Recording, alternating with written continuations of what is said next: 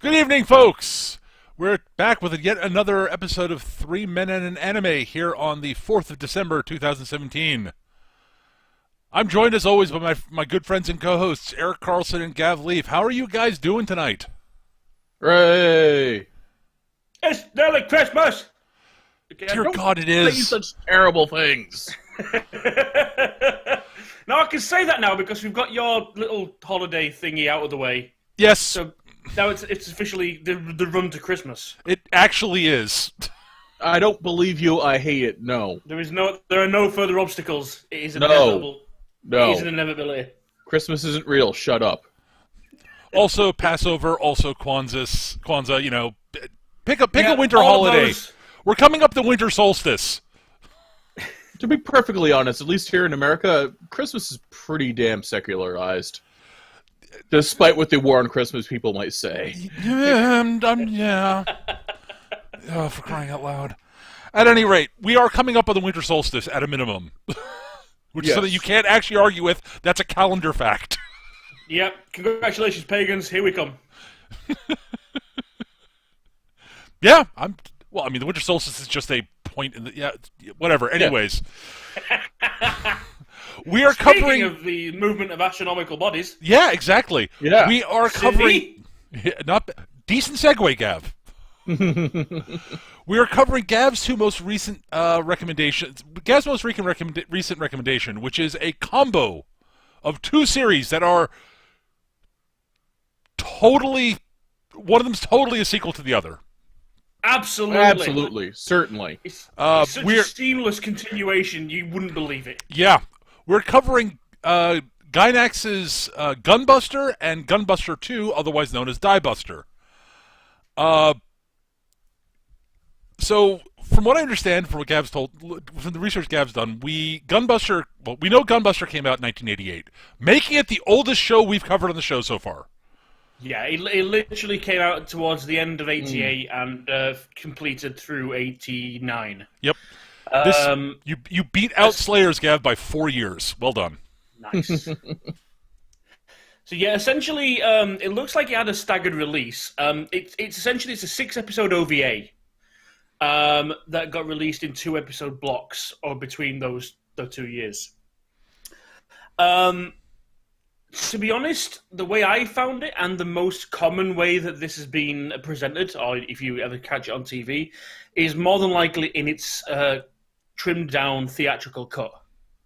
As I mentioned way back in episode 1, I've got a hold of this with the Sci-Fi Channel's Wednesday night movie. It'd be the episode of the week of whatever anime they were following at the time, and then a movie, and it would be Gunbuster. And up until about 2 months ago, I thought Gunbuster was a movie. Checked it out. No, it's a 6-episode show. It's just most frequently cut down. Yep. And then I discovered that it had a sequel, which I had never even heard of, or considered, or looked at. And it was also a 6-episode show. So I thought, well, that's 12 episodes, that's good enough for this show. Yep, it is. Mm-hmm. Yeah, so Diebuster, I'd heard of Diebuster, I just didn't know there was a link between it and Gunbuster, which I'd also never watched, but had heard of. Yeah, I'd heard of Gunbuster, not necessarily Diebuster. And it had been on my list of things to track down for years. Sort of sits in the same places like Revolutionary Girl Lieutenant and a few others. It's like something I should probably watch, I just haven't gotten to. Right. Gundam Zeta, that kind of shit. Right. Now, when we say sequel with Diebuster, basically, okay, so Gunbuster came out in 88. And then this was not long into Gainax's. It was like the 3rd or 4th show that Gainax had ever produced. And then 20 years later, for Gainax's anniversary birthday, they decided to do a sequel to Gunbuster for some reason and produced Diebuster.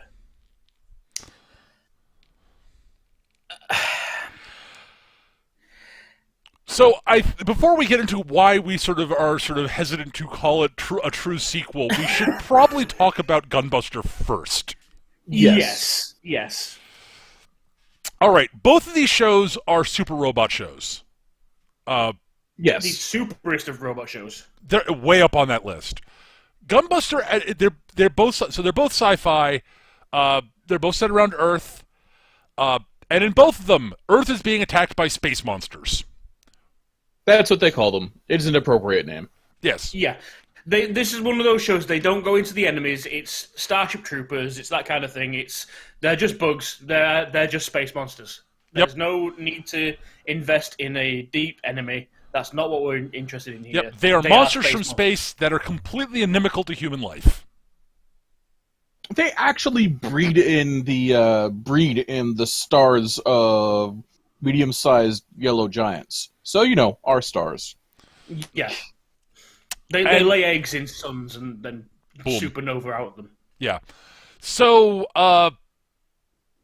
in this world, Earth's built a space fleet with giant spaceships with huge amounts of weapons and jet and space fighters that fly around and shoot stuff, and spaceborne mecha that can fight. All of this is to fight the space monsters, which move at relativistic speeds. Yes. This is really important. Yes. Yes. For Gunbuster. Yes. Because, we follow... The Gunbuster primarily follows Noriko... what's her last name? Takaya. Noriko Takaya, who is the daughter of one of the early admirals to fight against the space monsters, whose ship was lost in battle when she was about 8. And she's determined to follow her father's footsteps, go up into space, and fight against the evil space monsters.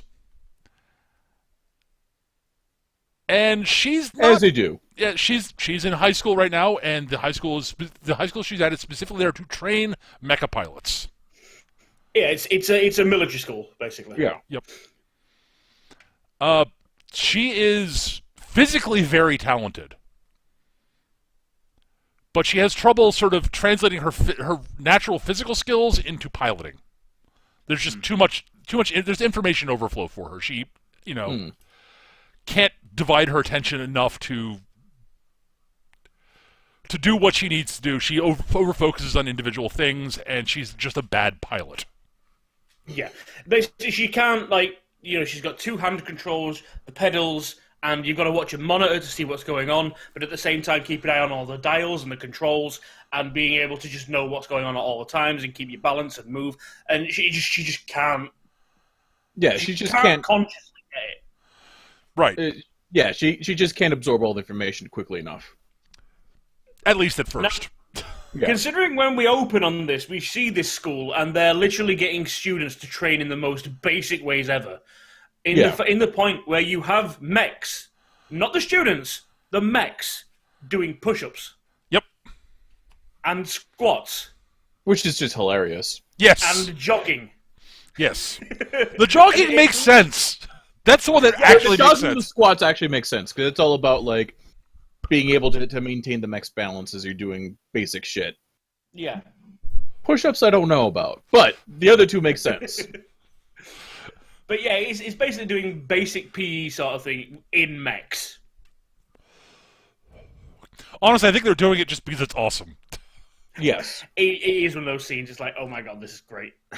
Oh, before we start as well, sorry, just to let you know, for all of you that are out there under 25, 30 years old, welcome to the 80s. Yes. Yes. Oh, this wow. show is so 80s. It's so. Oh god. It's so 80s. Wow. I mean, the animation quality is great. Is fine. Oh yeah, it's up Absolutely there for its age. Well, it's oh my god, the mechanical animations. There is nothing like an late 80s, early 90s mechanical animation. Just make your heart sing. I will say flatly, and other parts of you this too. show is beautiful. It really is. Mm. This is Gynax, early Gynax at its best. Yes. Yeah. Like I say, as Eric says, the mechanics of the mechs themselves, they don't scrimp and save. You see every wire, every cable, everything. Every gear, every connection, every piston. It's great. Yeah, it's like the movies of old. You'll watch a lot of the movies and they see the level of detail they put into. They did that on the show. and even though you can tell it's relatively, you can tell it's old. It doesn't look dated. No, for me at least. It holds up. It's dated in a purely stylistic way. Stylistically, it looks 80s and Yeah. like Yes. 80s anime. Like if you were to drop this today, the animation quality will hold up pretty well. Pretty damn well, actually. I mean, there are some things like the lighting and the shading and whatnot, Right. which is all done on the computers, which nowadays, which they just can't do. They don't have the tech. Right. I mean, Akira can't do that, and Akira is like some of the best use of lighting and hand-drawn animation ever. Yeah, absolutely. God, Akira's a pretty movie. Yeah, it is. Oh, All done with pencils by human hands. Jesus Christ. That and Miyazaki stuff is like that Miyazaki stuff and Disney at its best is basically as good as it gets for cell animation, like hand done cell. It's just wow. But at any rate, this seriously, Gunbuster is pretty. It just you will know you see this, you go, this is not a modern show just by the style. No. Yeah. And if you're not sure about it, the music cues definitely will get you into the 80s. The music cues will remind you this is not a modern show. Yeah, in a lot the same way that the music in Yamato's is, especially in Yamato 2199, is very clearly the 70s music from the original Yamato. Yes. Yes.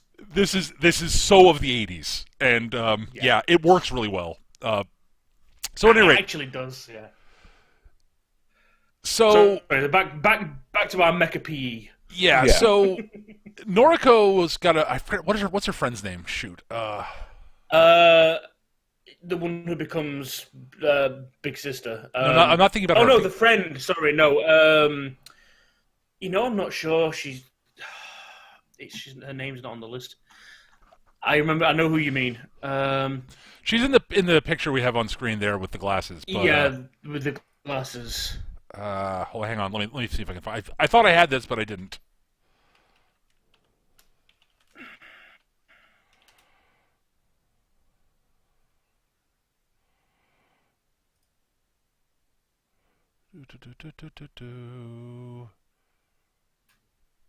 For crying out loud! Yeah. Like all the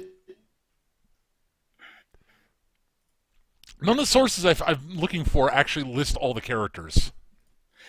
Yeah, this is one thing to note as well. This is a fairly decent story, but it only has 6 episodes. So a lot of the details kind of fall by, and even some of the names unfortunately do. Kimiko, that's Kimiko, it. that's it. Yes, there we go. Yeah. Kimiko is her classmate and friend. Her best friend, honestly. Her best friend. And the reason I have to mention her, doesn't become one of the pilots in the show, but she's really, really important for a couple of reasons, which we'll get to. Yeah. Anyways, the two of them, Noriko is constantly picked on by everybody else because she's in a mech. She's a complete fucking klutz. Mm-hmm. Her dad was also obviously we mentioned he was an admiral. He was also in command of the biggest military loss that the Earth had suffered against the monsters. So she's picked up the tag, the Daughter of Defeat. Yeah, they're literally blaming her father's everything on her. Well, not blaming her, but So she's got this weird, and she has that stigma, basically. Yeah. And but like the military all really respect her father, and so a lot of the students assume that she's still here because in the school because of nepotism. Yeah. Yeah. And they pick up a new coach, Koichiro Ota. He's just ever called. All he's ever called is coach. Pretty much. But at any rate, so very early on, she's met by the ace student of the academy, Kazumi Amano, whom Noriko immediately starts idolizing and basically referring to as big sister, One-sama. Yeah. Because she's everything that Noriko isn't when it comes to actually piloting a mech. Right. She's got grace and poise and precision and Yep. Just to highlight that, there's one little scene with when Coach shows up. He's like, right, now I'm here. The training wheels are off. This is we're training for war. If you can't handle your mech, you don't deserve to be here. So, by the way, I'm turning your stabilizers off because they've all been working with with auto stabilizers, because of course you would, and all this kind of stuff. Yeah, and he turns them off, and all of them start going, "Oh shit!" Legs spread, wobbling all over the place. Okay, think I've got this, except one, and it's just one stood a couple of rows back, and it's Kazumi Amano. Yeah, right. Hasn't even twitched. She's got perfect control over this thing.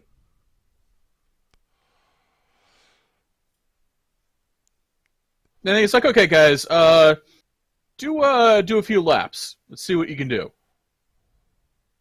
So Koriko just starts jogging. Everyone else sort of shuffles and lurches along, and Noriko's there still trying to get control of her mech, but managing to not fall over despite only being on one foot most of the time. Yeah. yeah. She's basically pulling off. I'm a ballet dancer when I'm about to fall over. By accident. Entirely by accident. Because she has actual talent for this. She's just not trained hard enough. Well, it's one of those things. It's like I say, when she has to react to something, like like you say, she's about to fall over, or she's got to try and get hold of things, and she's not concentrating on the screen and all the dials and everything else, and she's just controlling it. She's got skills, but she can't apply it because she can't outwardly control it, if you know what I mean. She can't. She has trouble doing it actively. Yes. Her reactions are very, very good, it turns out. She can sort of instinctively drive the thing. And Coach sees that instantly. He's like, aha. So we just need to make you not suck, and you'll be a fucking ace. Right. I'm suddenly aware of just how that sounded.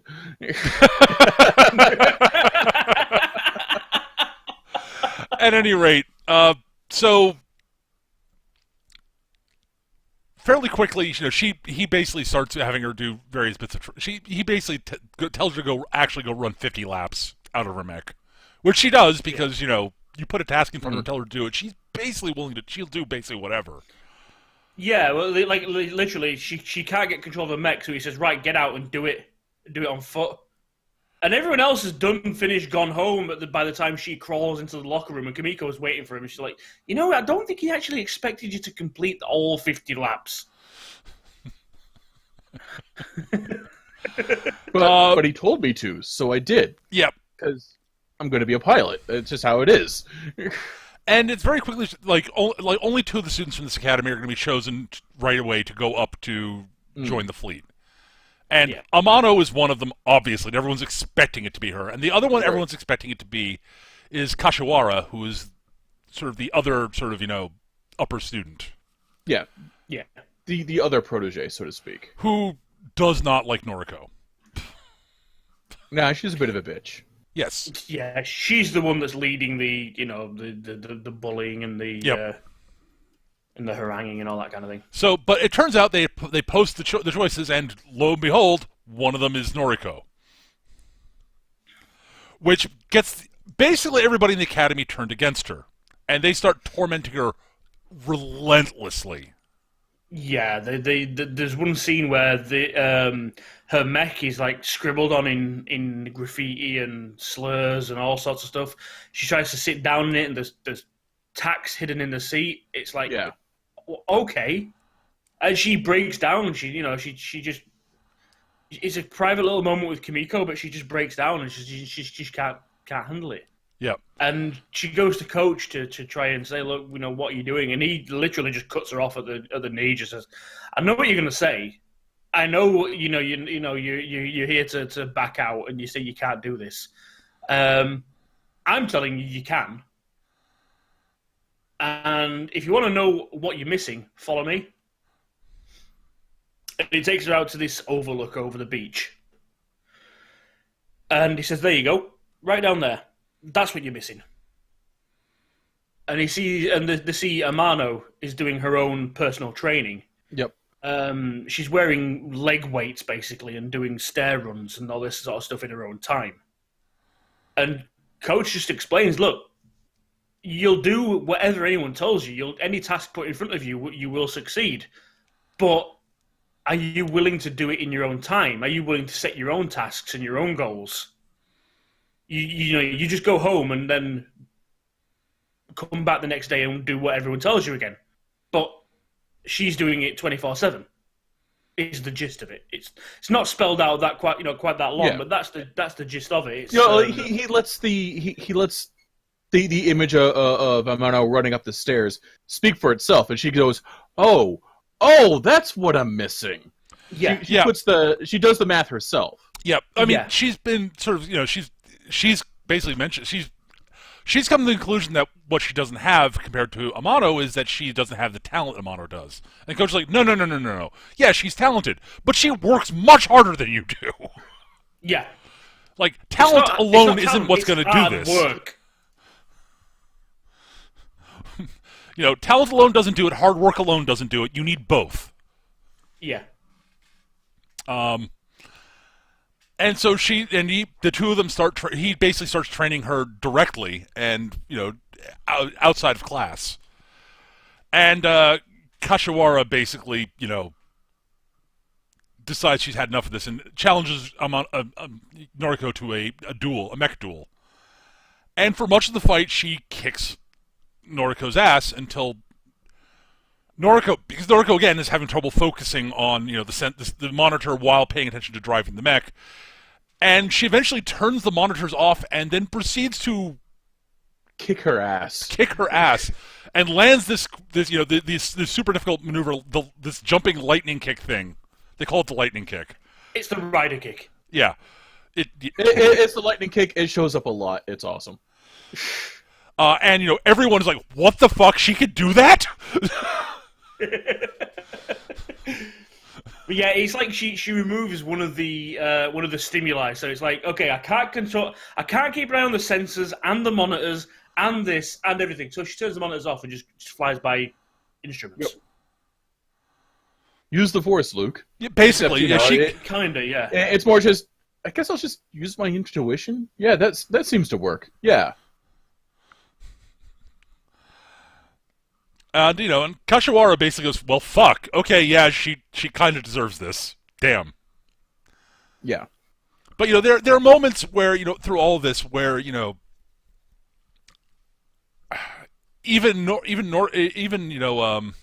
Amano is like, she can't do this, and Amano genuinely cares about Noriko at this point and doesn't want her going up into space for this because she doesn't want her to die and she's not ready for this yet.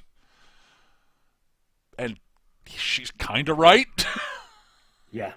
There's a number of times where Amano's like, look, she's just going to get herself killed, and probably me along with her if I've got to pair with her.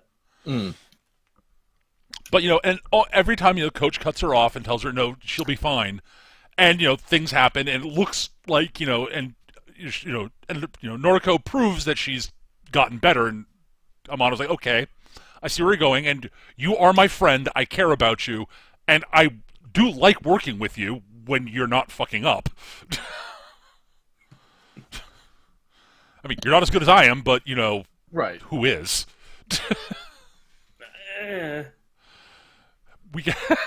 So the two of them go up to space.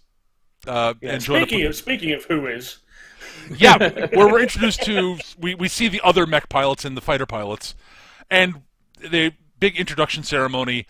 And during it, they meet, when they arrive, they meet the Soviet ace, who has one of the most amazing names ever. Yes. Her name is Young Freud. Which are both German names, but whatever. But apparently she's Soviet. Yes. Yes. Not Russian, by the way. Soviet. This is the 80s. Yes. It's the 80s, yes. And she's so a proto-Oscar. Oh, God. Yeah. Did we mention that the Gunbuster was the directorial debut of the guy that went on to do Evangelion? No, I don't think we have. It was. Because you could totally see it. Oh, seeds. There are so many seeds. Yes. So there's an instant rivalry between Jung and Amano.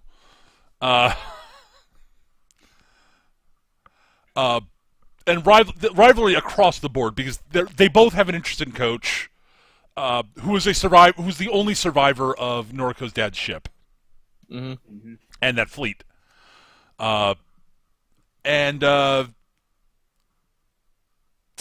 She's they're sent off to do practice maneuvers.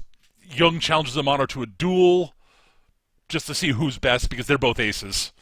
Yeah. The duel ranges all over the place and ends up inside the not quite finished flagship of the fleet. Yes. Because, of course it does. Noriko's following after the guys, guys. Guys, so stupid, guys. Guys, we are so grounded, guys. I know you turned off your trackers, guys, but you are literally wrecking the crews that are working the ship. This is going to get noticed. Yeah, and they eventually end up inside the ship and trip with a bunch of alarms because inside the ship there is a corpse of a space monster they have there for study. Yeah, that no one's it's supposed to not know one about. Of the big ship-sized ones. It's one of their smaller, more fighter-based dealios. Yes, because some of the space monsters are basically battleship-sized. Yeah, and space battleship and bigger, sized. And bigger. And yes, bigger. Yeah. So yeah, they get in a bunch of trouble, unsurprisingly. And deservedly so, honestly. Yes. Oh God, yes, they totally deserve it. Stupid ass move. But this is basically, the three of them become sort of, Amano and Jung are still rivals, and Jung sort of has a little bit of rivalry with Noriko because she's associated with Amano. Right. But they also become friends. Yeah. Yeah. They actually become three pretty. They become Drews. They're like three partners in crime. Pretty much. Yeah. If something goes down, it's the three of them involved. Yep. And Jung is. Yeah, so eventually, they detect they're about to do this big training thing. Jung's about to have her birthday party. Right. Mm-hmm. And that's coming up, and she basically as a big peace offering, she invites the two of them to her party because Well, it turns out that her and Noriko actually have the same birthday, so yes. It's going to be this huge, big celebration. Well, she invites them to the party, and then Noriko's, oh, that's when my birthday is too, and Jung is like, oh my God, that's so awesome. Yeah. Now, for the record, I believe the timescale they used was 3 months. This is important because it's about to introduce something. Yeah. So there's something coming back from the solar system, and they have to investigate. And so they're going to send out some mechs on FTL platform, on an FTL sort of basically an FTL sled. FTL sled to go out there and see it what the looks hell like it an is. intercontinental ballistic missile with like handlebars. Yeah. And so Noriko and Amano get sent out. Yeah. Now the important bit is it's going out, and it's not going to take them that long on the sled. But they're going to be moving at relativistic speeds. So as far as they're concerned, for them, it's not going to be that long. But it's going to take them like 3 months to get there and back, in actuality. So relativistic time is introduced in the show, and it becomes a big part of the story. Yes. Yeah. So they go out, and it turns out it's the wreck of Noriko's dad's ship. Noriko basically immediately, despite Amano's... She freaks out and dives on the ship to see if she can find anything, see if she can find her dad. Maybe he's still alive or something. And Amano's like, don't do that. We're not supposed to do that, and that'll make it much harder to get back. Oh my God, what are you doing? No! Why would you... And Coach is following behind on a recovery ship moving at slower speeds.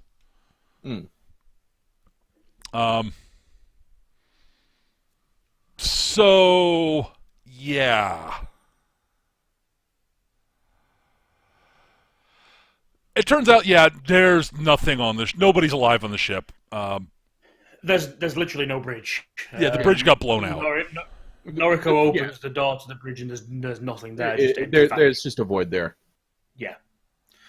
And they do a good job of explaining that the funny thing about Lightspeed, which the ship is currently traveling at, and that's why they picked it up coming through the solar system, is once you're there, it's really easy to stay there. Yeah. It's actually harder to decelerate out of Lightspeed and use all the thrust and the energy and all that kind of stuff. It's difficult to get there, difficult to get out, but once you're there, you're there. So that ship will just keep going. Yeah, yep. This is actually a concept that I first encountered in a series of books involving space Romans, of all things.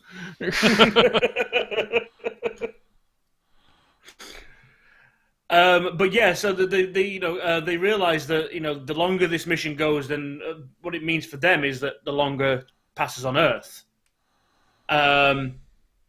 So Coach goes in his own mech once he's caught up to pull her out.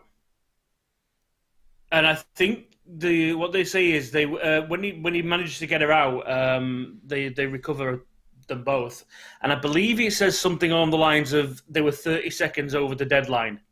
Right. Before they could drop out and turn around.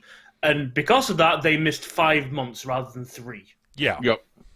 By the time they get back. So they missed the party and a good chunk of training. Yeah. Which is not that big a deal for Amano. But it's a big really deal for Noriko. Yeah. And so the fleet sets out to go fight the space monsters. Yeah. Because the ship's finished, the flagship's finished, and the fleet sets out. And we get a little bit of sort of time to sort of see the pilots interacting. The girls telling scary stories and playing truth or dare type stuff. Right. A couple of Yamato references. There are more than a few references to a bunch of different anime. Yamato shows up more than a few times. Yeah. Yeah. Gav spotted during one of the scenes where the ships are entering warp that the Yamato is in there. Yeah. There's a huge scene where a full fleet of ships are all hitting warp at the same time. And the way that in this show they do it is they literally open a portal into subspace and travel into it, and you can just see the really stereotypical silhouette sorry, not stereotypical, identifiable hull of the Yamato disappearing. Yeah, the Yamato's actually there. Yeah. But yeah, there's a lot of different messages. It turns out that, and this is one of those things that gets explained in the specials afterwards, that Noriko is actually a huge early 20th century anime fan. So she's literally an otaku of the time. Her walls are covered in posters of Miyazaki stuff. And, Yamato and all those kind of things. It's just... It doesn't dwell on it in the actual show itself, but apparently it's full on in the specials. It also means, for example, when she delivered the super lightning kick, she exclaimed it like every good anime, protagonist should. Screaming at the top of her lungs and announcing her attacks, because that's what she does. Because it's awesome. Yes.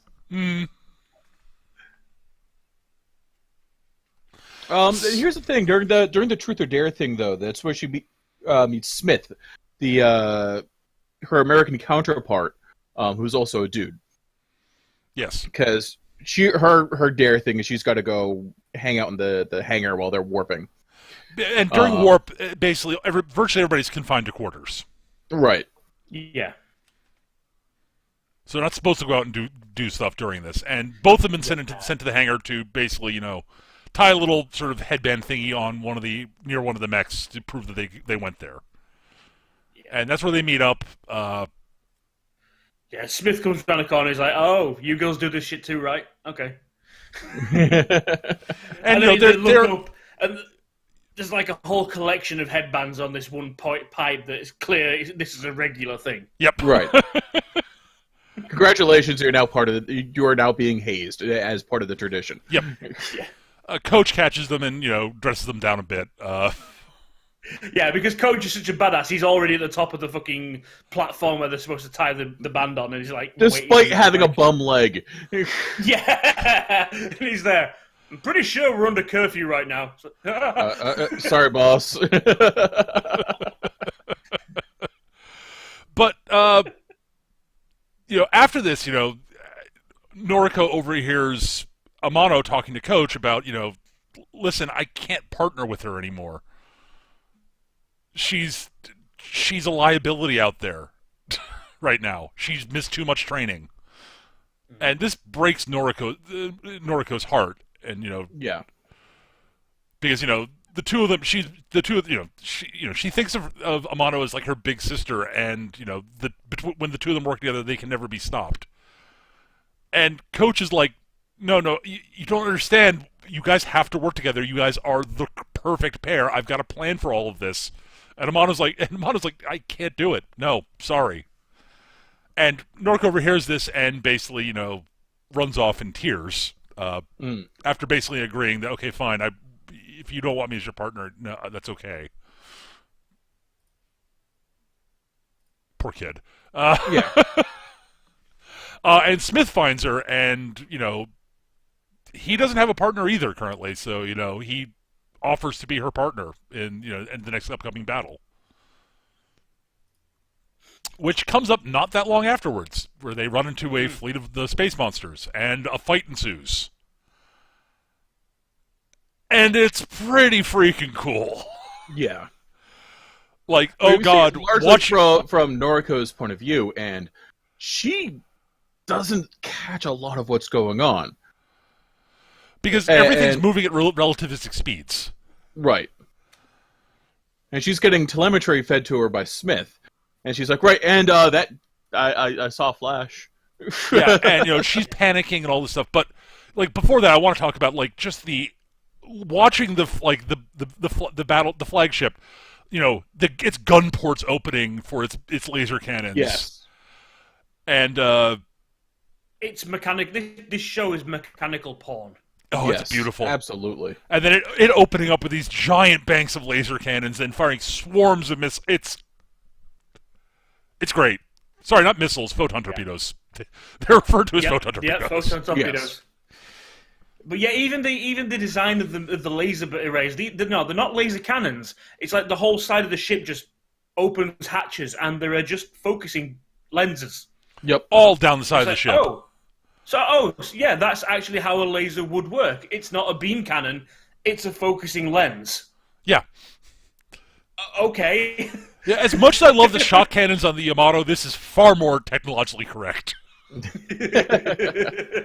For a show with giant robots. Yes.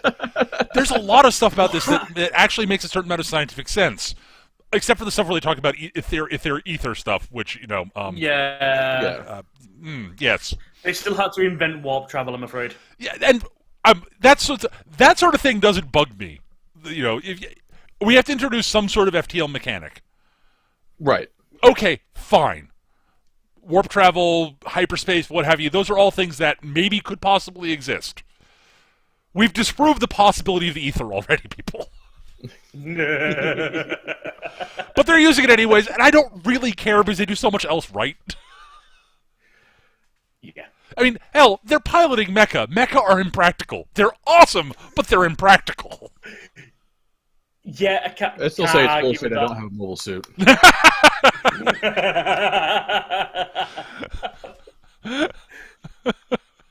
At any rate, so fight's going on, and Noriko's she all of a sudden starts asking Smith for more telemetry and getting nothing, and she slowly realizes that he's been killed. Yeah. They do a really good job with this. So, like Peter said, you get the great technical side of it and the big reveals and everything with the ship-based battle. When it comes back to Noriko, because she's having trouble, she doesn't know what's going on. You don't know what's going on. Yeah. It doesn't show what's happening outside, and then silly reactions and screams and whatever else. It's like she doesn't have a clue. At what point Smith died, where he is, whether he's just abandoned her, what's happened. She just puts it all together. And to be honest, even when, because nothing happens after this point for her, even when she's recovered and they're back on board and they're warping out and leaving, and Smith just hasn't come back, it's literally left to you to say. No one officially says it apart from Noriko. It's left to you to just realize that Smith's dead. Yep. He's not, he's not being left behind or anything like that. There's nothing to recover. So and they leave it that blunt, and it's yeah. And yeah. This further devastates Noriko. She's wrecked. And a bit later, Jung challenges her to basically asks her to go. Let's go have a sparring fight. Because she wants to see how good Noriko really is. And they get out. Noriko agrees, but when they get outside on the outer hull of the ship to fight in space, Noriko freaks out because she's back in space and all she can see is what happened to Smith. And she just can't do it. And Jung is just like, oh, fuck. Yeah. Now, at this point, she has at least done some training between this point. Yes. But but it's all simulator sort of stuff. She's not gone outside. The reason that Jung even challenged her is because Coach has been one-on-one training her. Right. Yes. Basically trying to get her caught up, basically. Right. Yeah. Basically, he's crash coursing her, and she's going through, set movement rotations and attack styles, and she's got everything down in the classroom. But as soon as she gets out into space, she's like, nope. And Jung is jealous because she's got a serious crush on Coach. Right. I mentioned that she and Amano are rivals. Yeah, that's one of the other ways they're rivals. Yeah. Just so you know.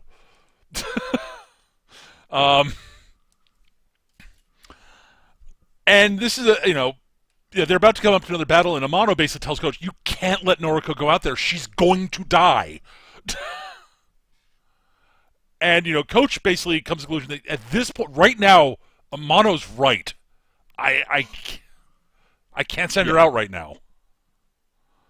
So the next battle they get into. Yeah, it's also brought up that as they're prepping, one of the mechs from the other girls, I think Linda is her name. Yeah, Linda. Her mech's not working. It's not the loading mechanism for the bombs that they equip. It just isn't working. And Coach just stands for a moment and goes, okay, give her Noriko's suit. And Noriko's like, she's crushed for a second, then she like accepts it. So, okay. She's like, Noriko, you go on standby. So she goes back to her bunk. Now, during all this, Coach has been referring to there's a secret project that they've got on the ship that is there for is going to be their trump card that they're working on finishing, and It's very clear that the plan for it is for it to be used by Noriko and Amano. Yeah, that's his plan. Coach's plan.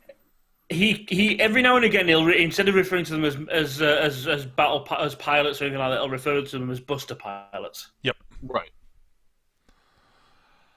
And during this battle, the space monsters start kicking our heroes' asses, and one of their big flagship, as it were, monsters show up, and it's going badly, and everything's getting in trouble, and it looks really bad, and we've seen glimpses of what he's working on, and we know that Noriko's seen glimpses of it also. It's a giant robot, basically, and she knows about this. It's super robo, yeah. Can I just say for a moment that I love the design of the space monsters? They look like these giant coral spires covered with like orifices and sensor spines and weird eye-like things. They are totally alien. Yeah, yes, they're great. They're beautiful. They're beautifully ugly. Yes, yes, that is an excellent description of them. Oh, they're fantastic. And so Noriko, she's sitting there freaking out, and she eventually steels herself and says, I can't sit here and cry anymore. I've got to do something. And she makes a promise that she won't cry anymore to the passed away Smith. Ties on his headband and basically books it for Gunbuster. Is what it's called. Now, as if to, just one thing as well, the thing that basically kicks you into action as well, and just to prove a point, what everyone's been saying the entire time. During this fight, her mech and Linda are torn in half. Yeah. Yeah. So yeah, it is literally that's the point, and I think she uses that as a. I think she mentions it later on, but obviously, Linda was thrown in. The character of Linda was thrown in there just as the sacrificial lamb kind of thing. But I believe she actually starts referring to that point as the end of old Noriko as well. Yep. With the death of her old Sue, and from this point onwards, it's a brand new Noriko. Yep. Yeah. So she goes and takes Gunbuster, which is not finished yet, and is only one of the two pilots supposed to have out to fight. And she kicks, and it's so good.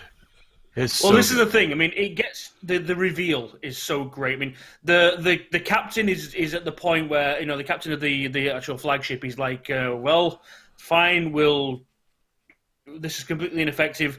We'll ram it if we have to. Engines up, and one of the guys is like behind him is like, Captain, hatch 7 seems to be open. He's like, wait, what the fuck? What? That's Gunbuster's hatch. What the fuck? Yeah, that's Coach. Gunbuster's hangar. Yeah. Oto, what the fuck? The awesome music comes in. It goes to an outside shot of the ship from the nose onwards, and there's just beast of a mech just rises slowly. Arms cross over his chest. Pose. Yeah, full guy pose. In what has become known as the Gynax pose. And it's just like... So these guys can attest that the resulting mech fight, yeah, I really liked it. This was not the one that really got Eric. No, this is not the one that really got me. But it's a great fight scene, and Noriko kicks all kinds of ass. It's beautiful. But she gets pretty beat up, and she sees the alien flagship, as it were, and goes off to take it on one-on-one. Giant mech versus thing that dwarfs superstar destroyers. But to be fair as well, there's also the bit where you get an idea of the scale when it's so big compared to the actual ship itself. But it's not until it's flying past the other mechs. And they're looking up and like, oh my god, that thing's a monster. Yes. Yeah. Gunbuster is huge. It's a full-on super robot. Yep. This is a kaiju-sized robot. Let's be real. Yes. Yes. We're talking it's roughly the size. You could probably compare it to Mechagodzilla. Yeah. Yeah. Well, there's a bit later on where she opens up the hand and they can land the smaller suits on the hand. Yes. Yep. Yeah. And Amano sees Noriko going off to take on the flagship one-on-one, and the other big thing is to give you a scale of its power. She's firing this beam thing from its head, and the Buster beam, and she's wiping out lines of space monster fighter things. Yes. Just flop. No. It's if you've ever seen Big O, it's the fucking Chrome Buster, and it's great. And so she flies off to challenge the take out the enemy flagship, and Amano is convinced that she's going off to die, and she's freaking out because again, as much as she's trying to keep not partner with Noriko and keep her on the ship, it's to keep her safe because she really cares about her. It's basically her little sister at this point. I mean, that. Yeah, the whole big sis little sis thing is manifest. They pretty much acknowledge that, even though you'll never get Amano to admit it out loud. Yes. Right. Yeah. I mean, it's very clear that Noriko is her best friend at this point. Yes. It's not even words don't need to be said about that, but the problem is that because of their positions and because of these conversations she's having with Coach, Noriko doesn't hear that right now and feels she has to prove herself to Noriko, despite that she doesn't have to prove anything to her. Right. This is a theme that will come back at some point. But Noriko isn't going to go die. She's going to go kick that thing's ass, and she does. Yes. Now, Gunbuster gets pretty badly wrecked during all this, but it survives. Everyone assumes it's dead during the big explosion. But it comes back, like, missing a hand and a leg, but that's about it. Yeah. Like, Well, hi, he takes a shot. He takes a shot through the chest because she figures out the only way to stop this super fast capital ship is to let its prow just smash into her. Yeah, because she can't get contact with it because it's moving too fast. Right. Yeah. And her reaction So she time is lets it ram her. And then she punches it with a friggin' piston punch, and it just... Yes. It's the great bit, and the attitude of Noriko comes... Her actual attitude comes through. And it's like, this thing spears through the chest, and everyone else is like, no! Oh no! Oh god, no! Oh god, no! And Noriko's like, ha ha! I've got you now! Right where I want you. Yes! So she Noriko's does off, the by the piston... Oh, she's great. Does this piston punch thing, and, like, tubes extend from the Gunbuster's arm into the ship, and energy just feeds directly into the monster and blows it up. It's fantastic. It's a collider. Oh. So they actually take out this big fleet and come back home, where 10 years have now passed because relativism. Yes. They went way outside the solar system in this one. Yep. And so, Yoriko's best friend is now 10 years older. She's married, has a She's kid. got a kid. Yeah. Well, this is the thing. When they actually go back, and their high school graduation ceremony is waiting for them. The two of them. Only them. Well, for those two, yeah. The ex, what was her name? The ex-bully? Yeah, she's the coach now for the mech pilots. Yeah, let me get her name. Kashiwara. Kashiwara, so the one that used to give a shit and all the rest of it and got left behind, she's now the coach of the military school. Yeah, she's and the one is who trains all the mech pilots. Ecstatic to see Noriko and Amano. Yeah. Yeah. She's so happy the two of them survived, and it's a really neat scene. As they're leaving and heading down the steps, they're just chatting with each other, and Noriko stops as somebody passes them, turns around, looks at this older woman who's staring back at her with a kid on a bicycle. It's like, Kimiko? And yeah, her best friend is now like 28 years old and with a child and married and everything else. Who's a kid at 28? Plenty of people. It's the 80s, also. Yeah, but at any rate, so she gets to reconnect with Kimiko, and she's now got she's now a surrogate aunt for this kid, although she refers to herself as big sister because she's like, no, I'm not an aunt. No, I'm not that old. No. I'm 17. I'm 18. God damn it. So they have some time back at Earth to rest and recuperate a little bit before the next big offensive. And meanwhile, Earth's been building up they're building stuff to coming up with a plan to take out the monsters, to take on the monsters again. So they've got tech's advanced. They're building an even bigger flagship. Well, they're building an evacuation ship. Is the point there? Right, and the monsters are going to show up, and they don't have time for that. That's right. Yeah, the monsters are such a threat that they've realized that they may not be able to protect Earth. So they're building a ship designed to evacuate as many as they can. So yeah, the important bit is the big fight happened when they were coming back. Yes. And they basically they were planning to just come straight back to Earth, and they had to make it there so they didn't come out of warp and give the monsters a line that they could follow back to Earth. Unfortunately, something went wrong. They were intercepted in hyperspace or warp by the monsters and were forced out. Yeah, they didn't think it was possible. So. Right. So the monsters now know where Earth is, and Earth doesn't have time to finish the evacuation ship. So they come up with a plan to basically take the degeneration reactor in the original flagship and use it as a bomb to create a black hole and just evaporate the fleet of monsters. Yeah, that's their plan. But again, that's going to take they're going to be able to intercept them sort of just outside of just by Jupiter. But this is going to chew up it will be short for the people on the ship, but it's going to be another 6 months. Yeah. Plus, take into account this is the desperate situation. The only plan they've got is to create a black hole within our solar system. Yeah. Yeah. Yeah, that'll work out just fine. Yeah. Fine. It'll be good. Yeah.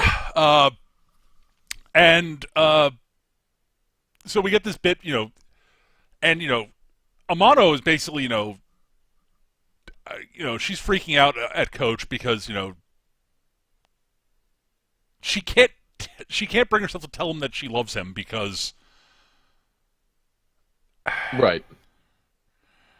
And, he knows, and he feels basically the same way about her, but he's dying of radiation sickness. And he's staying behind when they go off to the thing. Because he's not well. Yeah. Like, after their big argument, Noriko comes in and he's coughing up blood. Yeah. And he begs her not to tell Amano because, that could break her. She's, for all her, aloof, icy control, she's very fragile in some ways. She's very emotionally fragile, shall we say. She's untempered iron, really tough until she's not. Right. Noriko's the exact opposite. Yes. Yeah. Seemingly fragile, but with an iron with a unbreakable core. The whole issue with it is, you realise that Coach has been living with this the entire time because the reason he has radiation poisoning is because of the shit that happened way back in the war. On when he escaped the ship that Noriko's dad died on. So the entire time, this whole project, Gunbuster and everything associated with it, he's been doing this knowing he had a limited time span. Yeah. He wasn't going to survive this. And he knew he wasn't. And so, that Noriko, on the way out, Noriko tries to console Amano. It's like, hey, you guys seem to make a good couple, tell him everything when we get back. And Amano's like, he's only got about 6 months. He's not going to be alive when we get back. And everyone's because like, Amano knows. Yeah. Because she's not an idiot. No.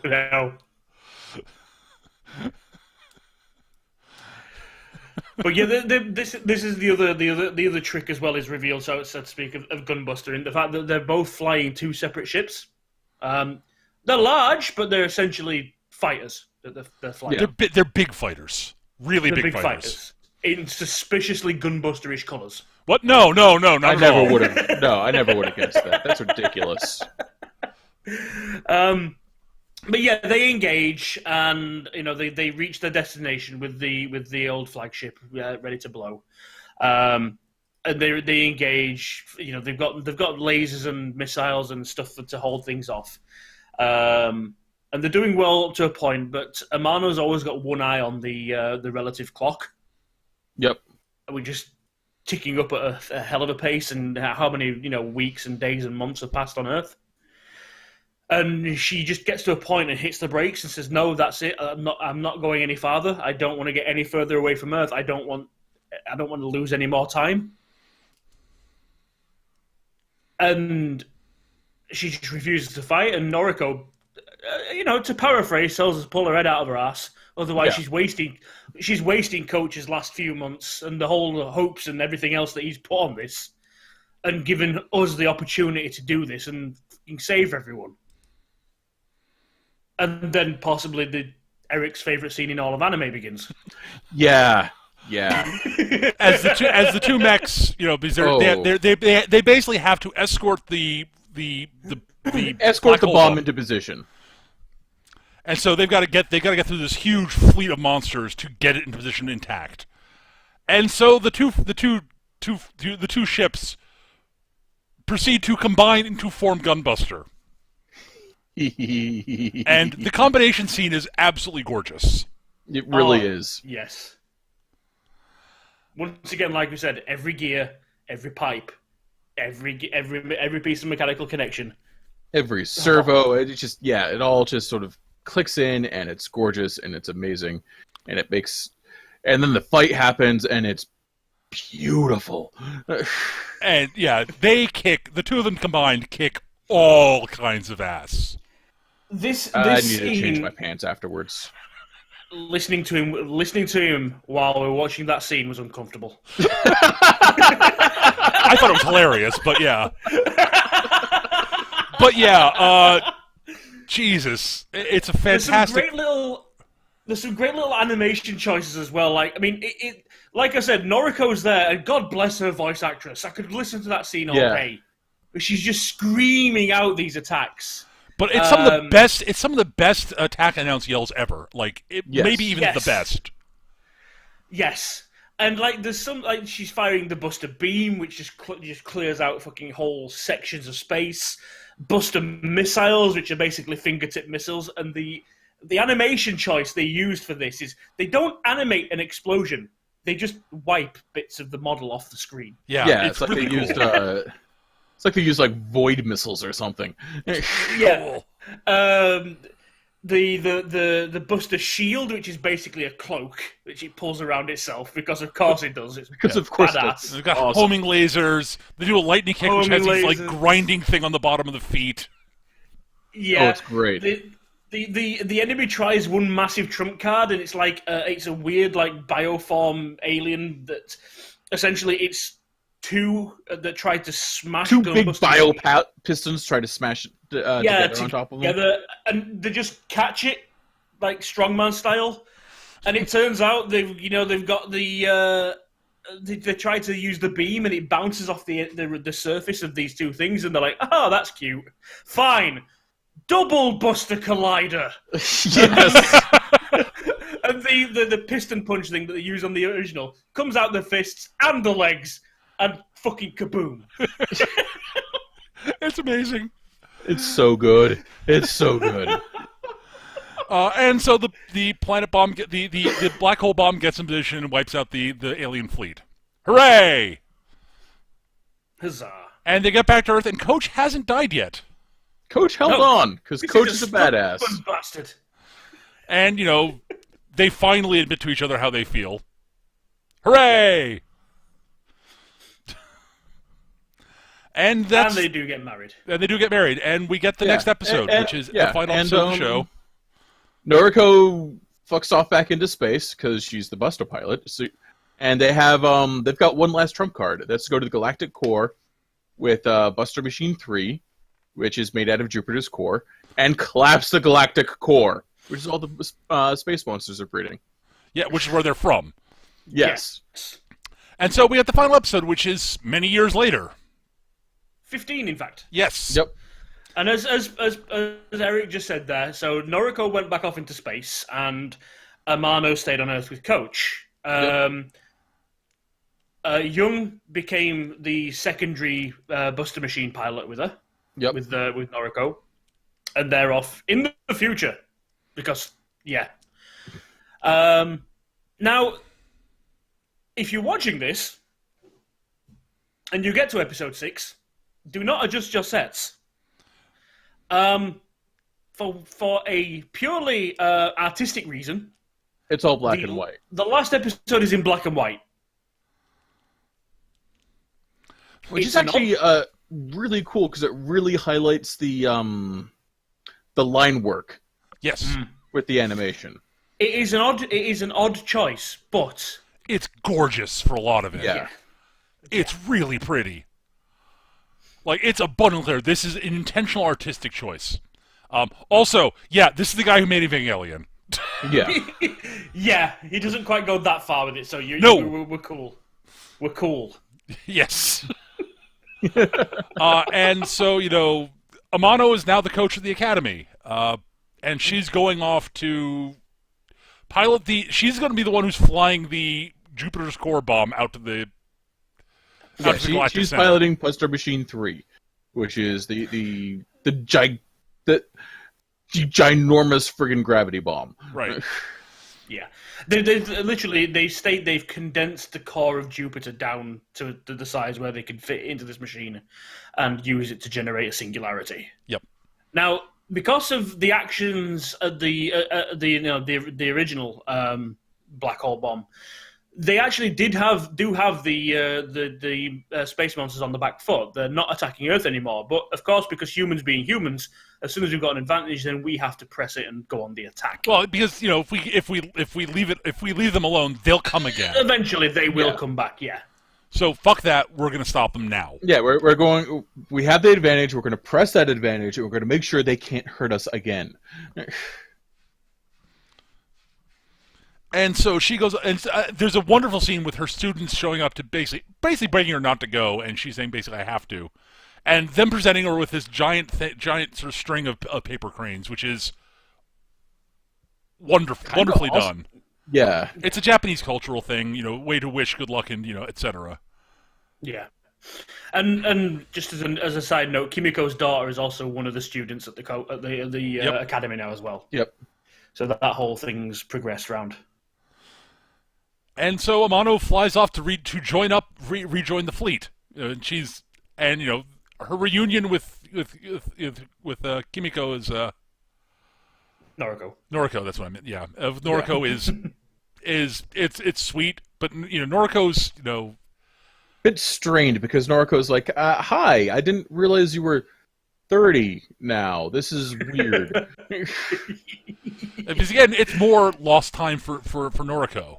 Yeah, and it's really hammering home that, every time she heads out, she's sacrificing a lot. She's still only 18, 19 at this point. Yeah. And, and at this point, Kimiko's old. By the time she's 30, she's older than that now.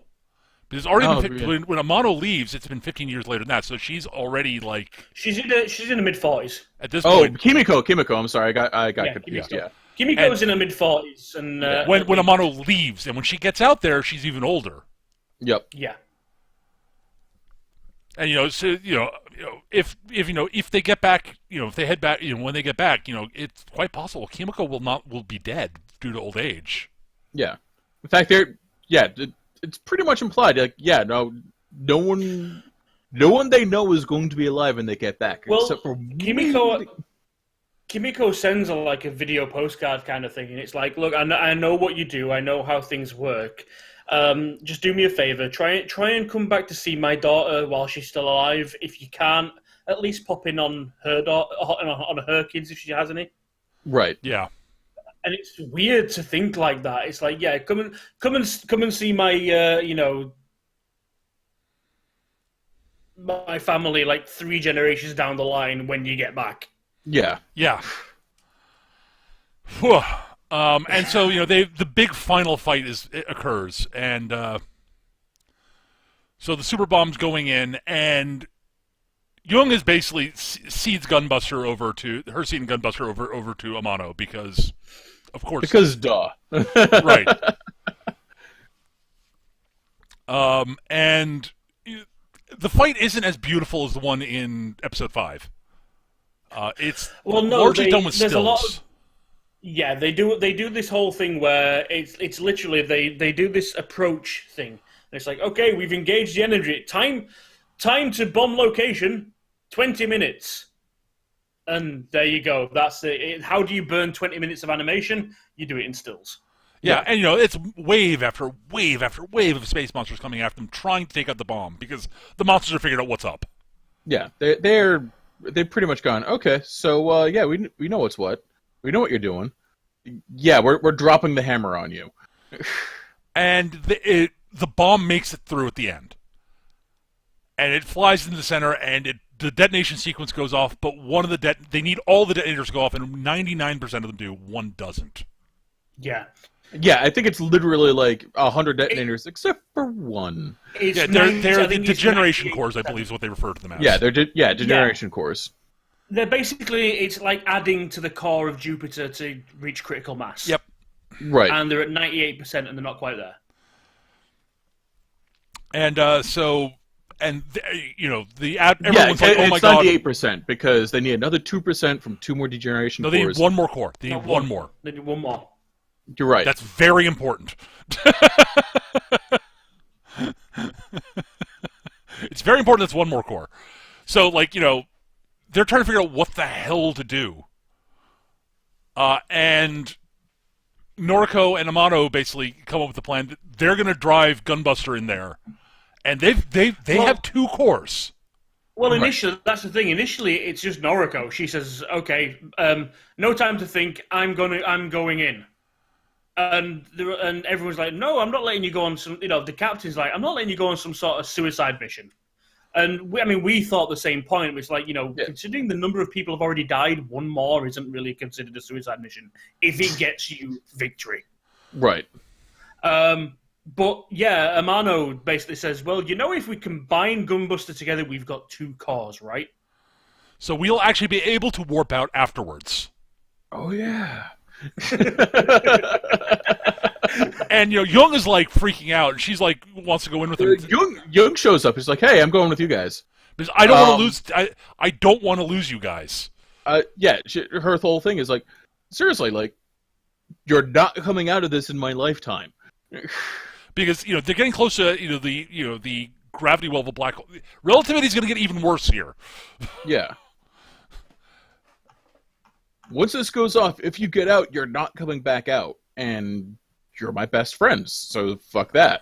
But unfortunately, her mech isn't designed to handle the gravity. It's already starting to crumple, and she's like, "Look, look." They tell her, "Look.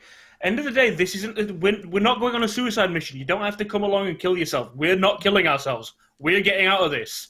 Yeah, we're not going to be seeing you again, but go and live your life. That's why we're doing this." And we don't know exactly. We have no idea how long it's going to be. You may be an older woman by the time we get back, but we're hoping we'll be back while you're still alive. And Yun's like, fine, but I'm going to throw a giant fucking welcome back party when you guys get back. Don't you worry, that's going to be a thing. And so they go in. They rip out one of the cores out, shove it in the thing, and boom. And they warp out and drift back through space. And much later, many months later, they get back to the Earth's the home solar system. Many months later, for them. Yeah. Yeah. It's been 12,000 years. Yeah. Yeah. So they missed the welcome back party by just a smidge. Yeah. It's literally, the chronometer shows them that it's been 12,000 years when they get back to Earth. And Earth is dark. There's no lights at all. Yeah. Did we... Everything we did, like, was it for nothing? Did we ultimately fail? Has humanity just left Earth? Or what's going on? And then lights start lighting up across the surface of the Earth. And they spell out welcome home. And it's kind of fucking awesome. It is one of the most just perfect, quiet, fuck yeah moments I've ever seen. Yeah. Yeah. And that's where Gunbuster ends. Yeah. And because think about it. Think about modern history. We can't even get right what happened 2,000 years ago. And these guys have been remembered for 12,000. Yeah. And somebody was there waiting for them to come home. And so, that ends Gunbuster, and we now move on to the sequel series. Now, you might be asking, like we did, the fuck? How do you do a sequel 12,000 years later? Where do you go from there? So Diebuster. Now, I don't think we're going to spend as long on this, but it's So, like I've said, this one was created as an anniversary piece for Gainax as a studio. Yep. Right. It was. I don't know if it was just like whatever. We'll pick Gunbuster. I think it was more like Gunbuster's one of our most fondly remembered early works. Let's do a sequel to that. Yeah. Let's jump in and you'll get why we're so hesitant. Okay, so the show starts off on Mars. Humanity's colonized the solar system at this point. They don't tell us it's Mars until a bit later. But that's fine. The opening scene is watching this teenage girl run away from home to become a space pilot. Right. yeah, so she runs away from home to become a space pilot. She boards this very normal, for us, modern day looking train. Yeah. She's running away in the middle of a snowstorm. She arrives at this much more futuristic looking city to become a space pilot. Next thing we know, she's working as a waitress in a bar. Yes. Trying to save up enough money, but she's a giant klutz. She manages to split everything right down the middle. It's kind of a talent. Yeah. Yeah, it's like we see her. She's like doing dishes, and she drops a plate. She reaches out, grabs it, and the plate just cracks straight down the middle and splits in half. She's like, "Oh, not again!" And her manager, her boss, is like, "Yep, that's coming out of your wage, like all the rest of it." And the other things you split, like the fridge. Who splits a fridge? What? After all of this, I'm only going to have like 250 yen for my paycheck. She picks up an apple, take a bite out of it, it splits in half. God damn it! That's 120 yen for the apple. And you're paying off that fridge for months because I'm not going to take it all out of one check, all at once. Because I can't. Yeah, it shows you, legitimately shows you out back, there's a fridge literally split in half. Not a small one either, like one of those big restaurant It's an fridges. industrial fridge, yeah. How does she do this? And a bunch of mech pilots come in and, In their mechs, no less. in their mechs, yes. And so, she's all fangirling about this because she wants to be a mech pilot. And it's clear that they're regulars and they know her and the manager. Well, they know the manager. Some of them, they don't really. She doesn't know that. She doesn't know what their relationship with the actual Space Forces are until they explain that no, they're not part of the Space Forces. This guy over here was trained to be, but he didn't quite make the cut. He washed out after 10 years. He got bored because of how much work he had to do.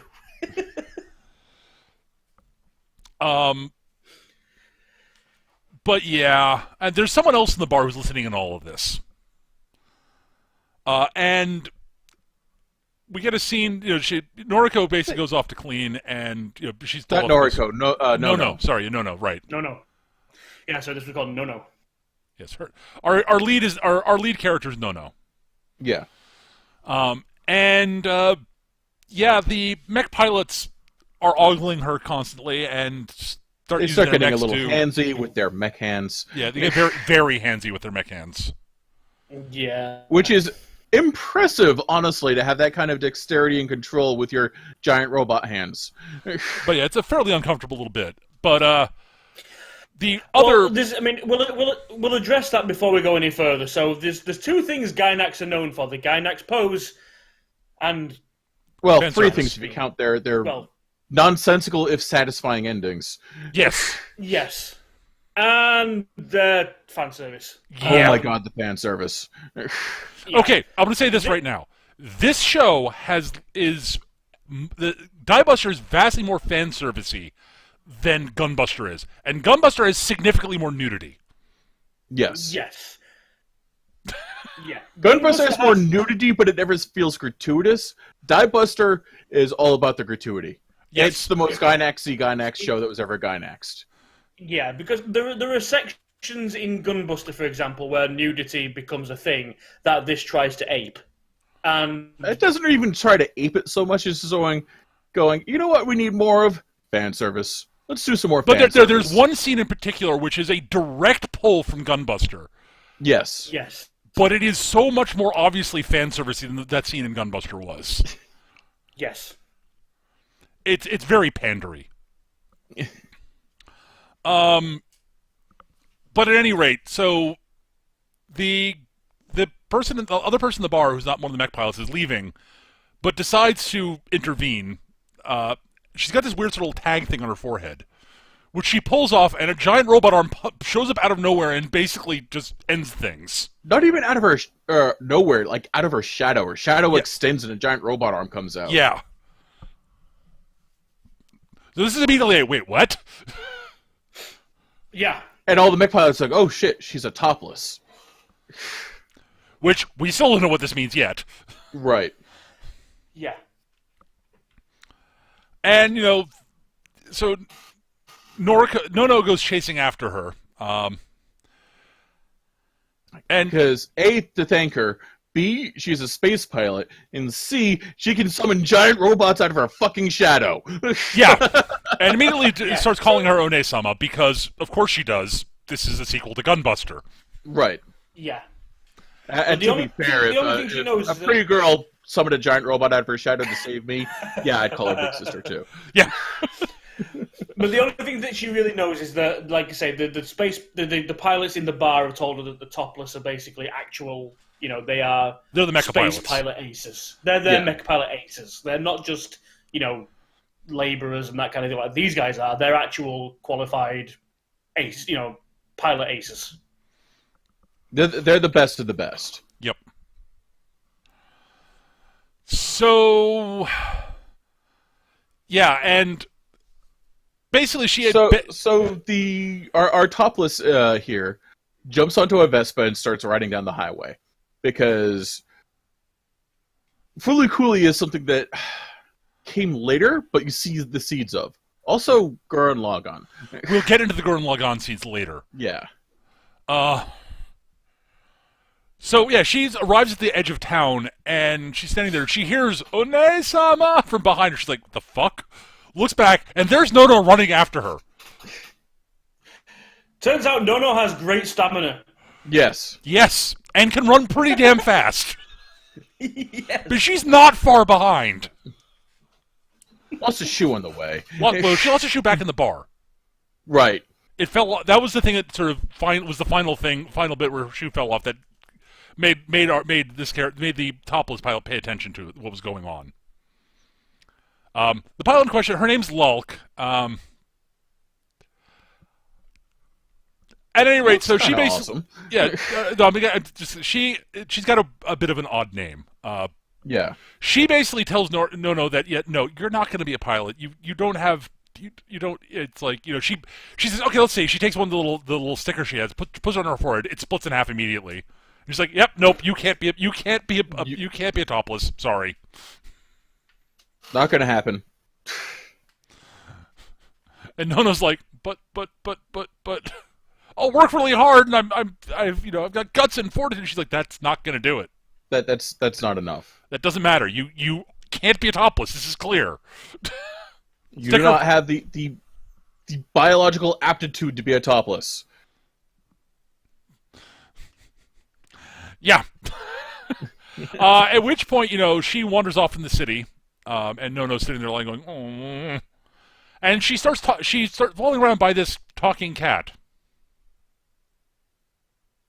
Which is never explained. I'd actually forgotten about the talking cat. The talking cat is never explained and never shows up again. Well, technically it does, but not as a talking cat. Yeah, is the talking cat like some sort of psychic projection of one No, of the twins or something? No, it's not. It specifically mentions it is separate from the Serpent Twins. Okay. Who are referenced here. No, it's Tycho. The cat is Tycho. Is it? Yeah. Okay. The cat is either a projection or a remote. There's another pilot comes into it later on called Tycho who. Oh, I didn't know that. Yeah, but she refers to it by name, and that's the only reason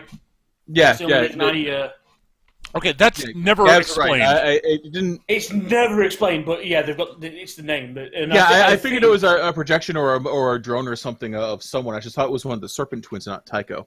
Yeah, no, it's not one of the Serpent Twins. If I remember correctly, I thought it was like a little dig sort of homage to Sailor Moon because I think the cat had the sun and the moon and symbols on it. Well, that's that's what Tycho's earrings are. Yeah. It almost you certainly wouldn't is. spot that. You wouldn't know that until you meet Tycho later on. Yeah. Right.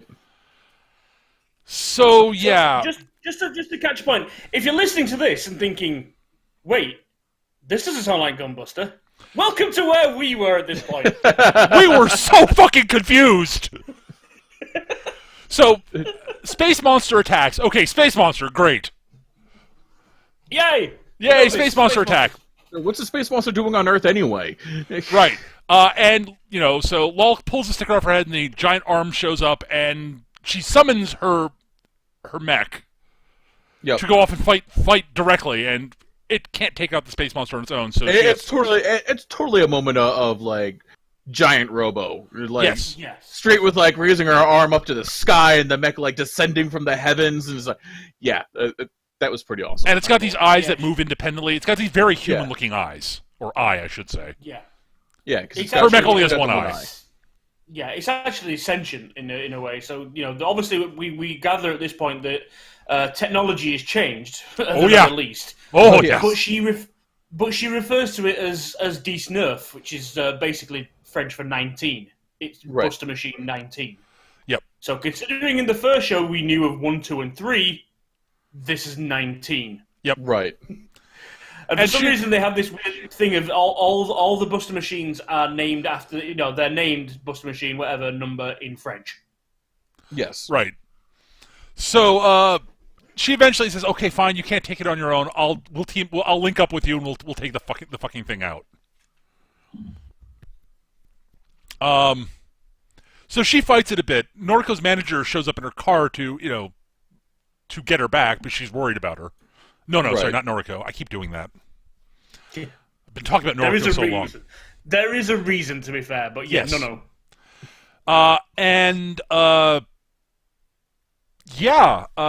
So Lulk and Dies Neuf knock the monster down, and it lands on the manager's car, trapping her in it. And Nono runs in to save her.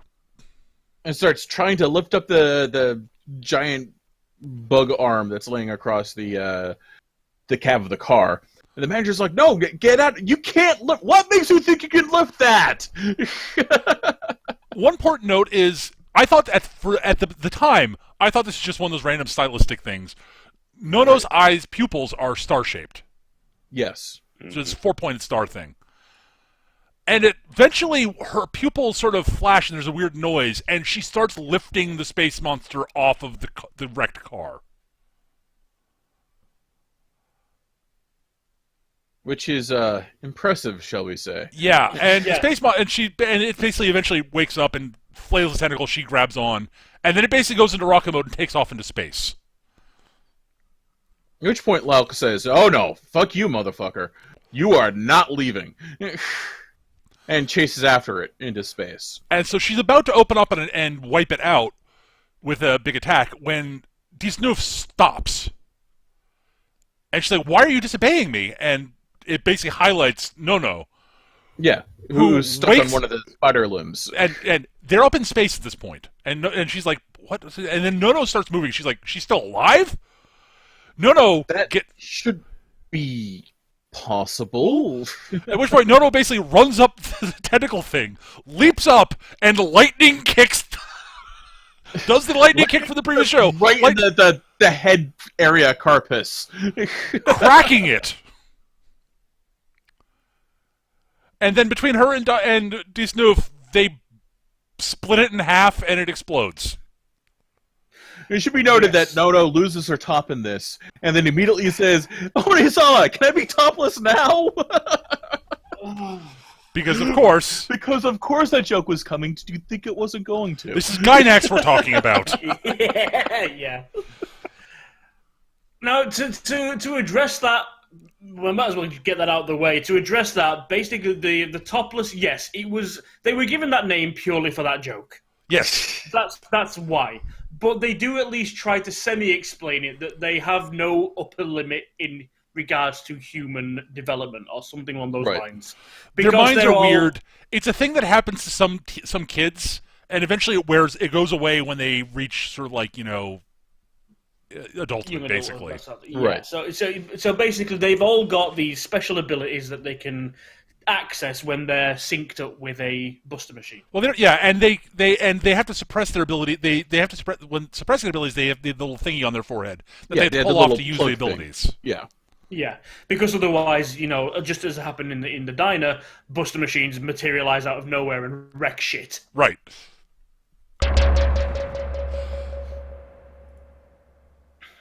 So yeah,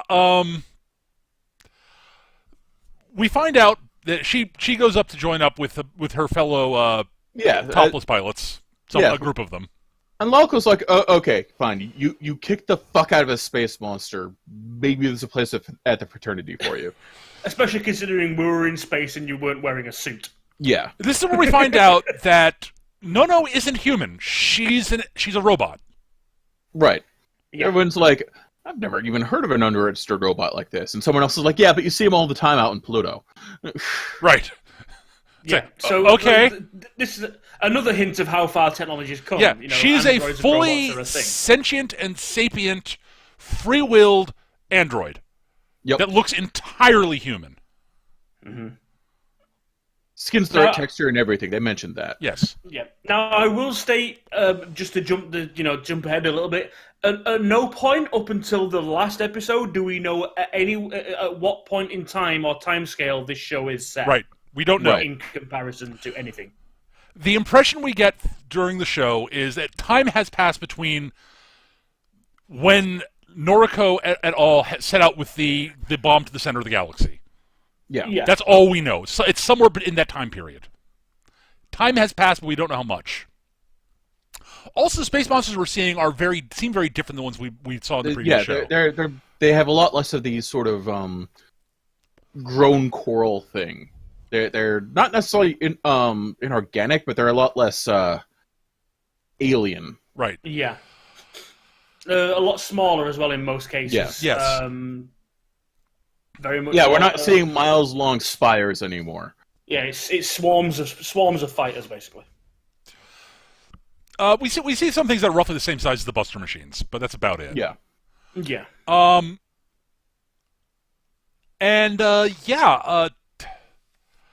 So the oldest of the active pilots here is Nicola. The oldest person there is Cassio, but he's no longer a pilot. Yeah, he's no longer a pilot, but he is a pretty damn good mechanic, and he keeps the various Buster machines up and running. Right.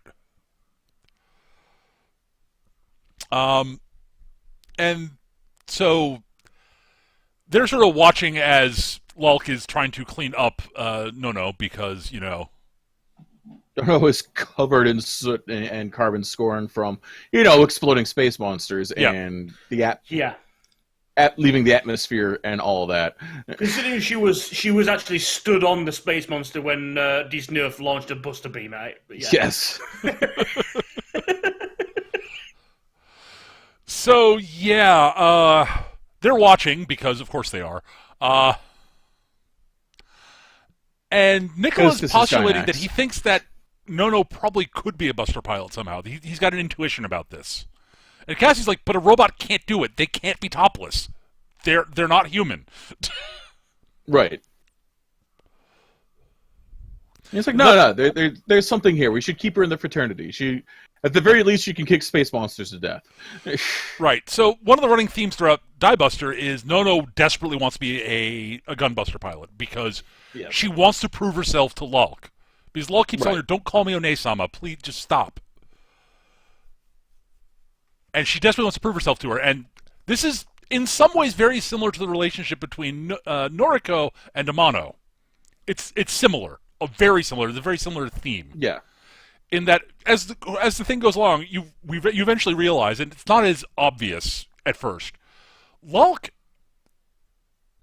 Nono doesn't need to prove anything to Lulk, and Lulk doesn't really want to be thought of as a big sister. Right. Lulk is happy just being Droogs. She just wants to be her friend. Right. But Lulk is lonely, but incapable of admitting that, so she's sort of like, She just can't express it. She's bad at it. Both Lulk and Amano are sort of, in some ways, the archetype of the Ice Princess. Yeah. But in different ways. Yes.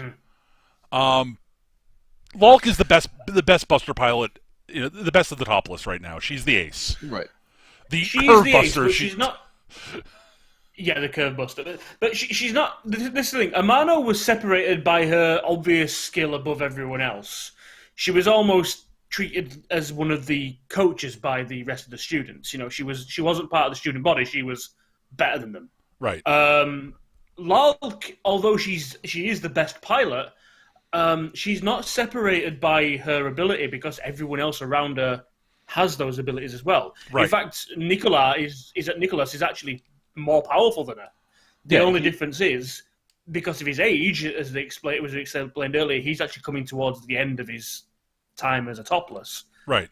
He's hitting that age where his powers are starting to decline. So, all in all, he was actually more powerful than her. But the separation with Lalk is that, like I say, it's that personality difference. She can't connect with other people.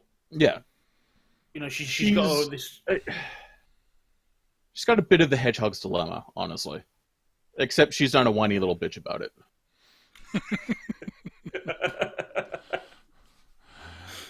So yeah, I mean, I don't want to, So yeah, there's a lot of the plot advancing. We're finding out little bits and pieces as we go along. We're further interested in Tycho in her actual human form, right? Which I didn't know was a thing at the time until just now.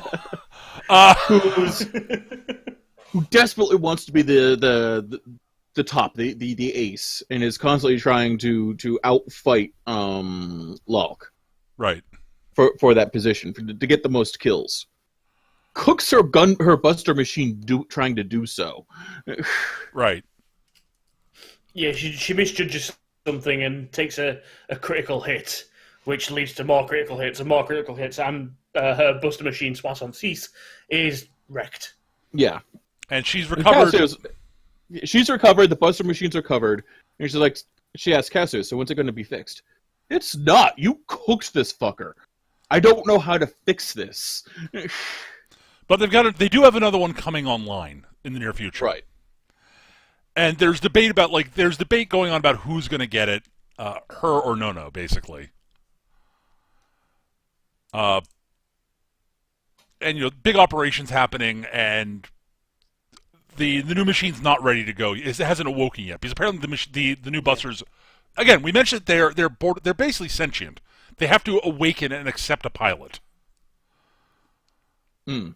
And so there's an argument going, And they do state that they produce a fair number of Buster machines, but not all of them wake up. Right. Yeah. Also, during a previous fight, which is where we first see Nicola fight, basically, this is when Lalk has gone off to report to the authorities about the space monster landing on Mars. This is where we find out that it was Mars. And, the human pilots here are all... The human captain of this squadron of ships is all fed up with the Topless and right. thinks that the space monster are attacking because of them. And it turns out he's actually right. Not in the way he thinks. But not in the way... Yeah, right, exactly. So, yeah, he goes off with her on the ship to go confront... he's got her handcuffed so she can't take off her seal because that could wreck the ship. And that's apparently standard protocol. Yeah. They go off to confront a space monster that's showing up. And they go, aha, see, our new ships will totally... Our new top-line ships will totally be able to handle us. We don't need the Topless. And they get their asses kicked by the space monsters. Now, there is a great little callback to the original Gunbuster in that, because they have the same focusing lens laser technology. Yep. And there's a great, mechanical shots of that, so, well done. But, yeah, it doesn't fucking work. At which point, Nicola launches in his mech, in his Gunbuster, which has these cool wings with, irises and shit on them.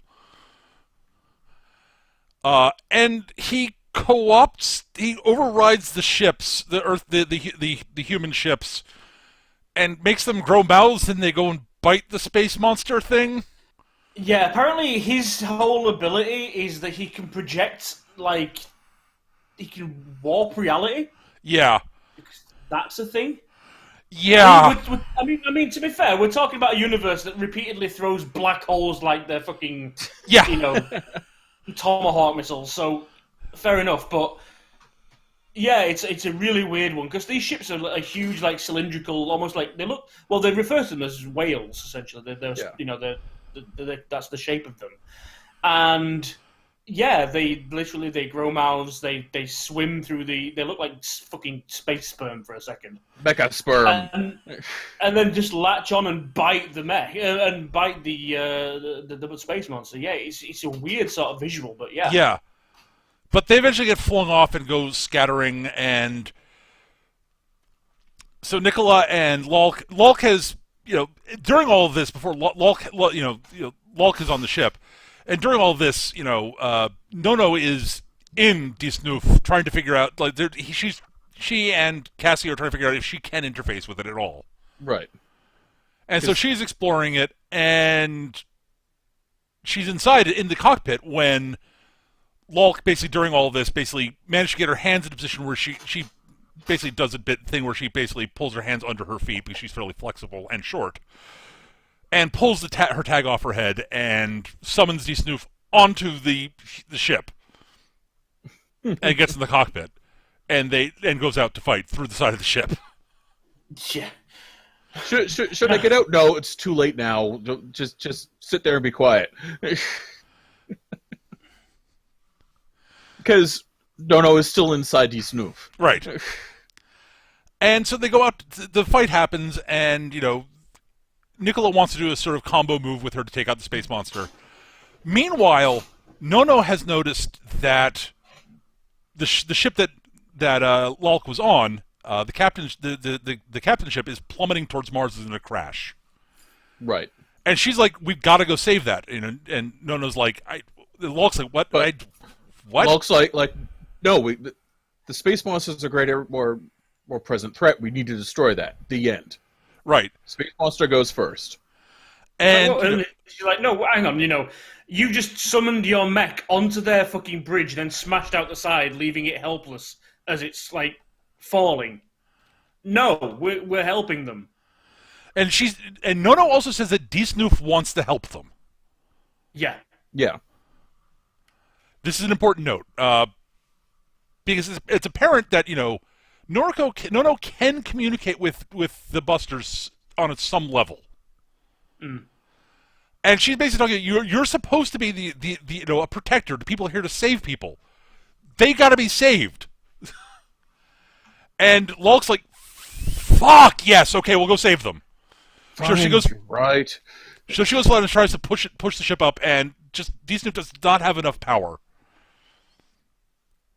And Nono reaches out for the controls and lends a hand.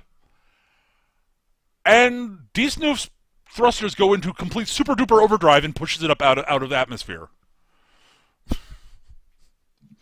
Which is our first hint that there's even more to Nono than we think. Yeah, there's more to know than just the bubbly android. Right. Bubbly, goofy android. Nicola is like, "Oh god, I don't know if I can take this thing on my own," but he manages to and barely survives. He's like, "Oh my god. I still have it. Okay." Now, one other thing that happened that we didn't mention is that one of the things that the bit of Nicola and Lulk's relationship is that there's definitely, it's pretty clear Lulk is crushing pretty hard on Nicola. Yeah. And one of the things, like, ways that he can calm her down is just to hold her and let her listen to his heartbeat. And Nono basically, she's sort of Nono's talking about how her heart's beating, and Lulk basically says, "Do you even have heart?" And she's, "Yeah, listen, put her up against my chest and listen." And Lulk does, and she's like, "Oh yeah." And you can see her basically sort of relaxing out of her normally prickly sort of state, Right. the way she did with Nicola, which is actually kind of adorable, really. Yeah. So. Yeah, she sort of lets the shield sound, so to speak. Yeah. So we also get to see some bits. Nicola reports about all this to the Serpentine twins, who are weird. Yeah. They're always eating Titan crab. Yeah. Mm. Yeah. And they're very interested in Nono. I'm not even sure what they are. Essentially, they're kind of like they're former Topless heads. Yeah, they're almost like de facto heads of the fraternity. Fraternity being the organization all the Topless belong to. Yep. I don't know if we made that clear. Yeah. They act mostly independently, but they do have like a loose command structure. And the Serpentine sisters are basically the heads of this, and I believe they do technically still have power. They do, even though they're older than most Topless, but they don't actively hunt space monsters and everything else. They leave that to the others. They have some power. They have precognitive abilities also. Yes, but people generally answer to them. Right, and it's mentioned early on that their predictions have becoming less and less frequently accurate because their powers are fading. Right. Mm-hmm. And so we next sort of see things out. This is where we're interested. We really get to know Tycho more. Is out by Jupiter, and so she's sort of Jupiter. It's a space station. Yeah, Jupiter is now a space station. It's one of the old colony ships that they built, like something along the lines of the one from the end of Gunbuster, but repurposed it into a colony because there is no Jupiter. Right. We meet a bunch of other Topless pilots whom we're introduced to. We're given their names and what they pilot, and they're not really characters. They're there. Yeah. We get to see a bunch of cool mech designs. Which is always cool. And a few kind of neat character designs, too. But there's a lot of debate about an operation coming up where they need to clear out a bunch of space monsters from the area of a colony fleet. Not colony fleet, but a transport fleet. Yeah. Nono and Tycho, is it Tycho?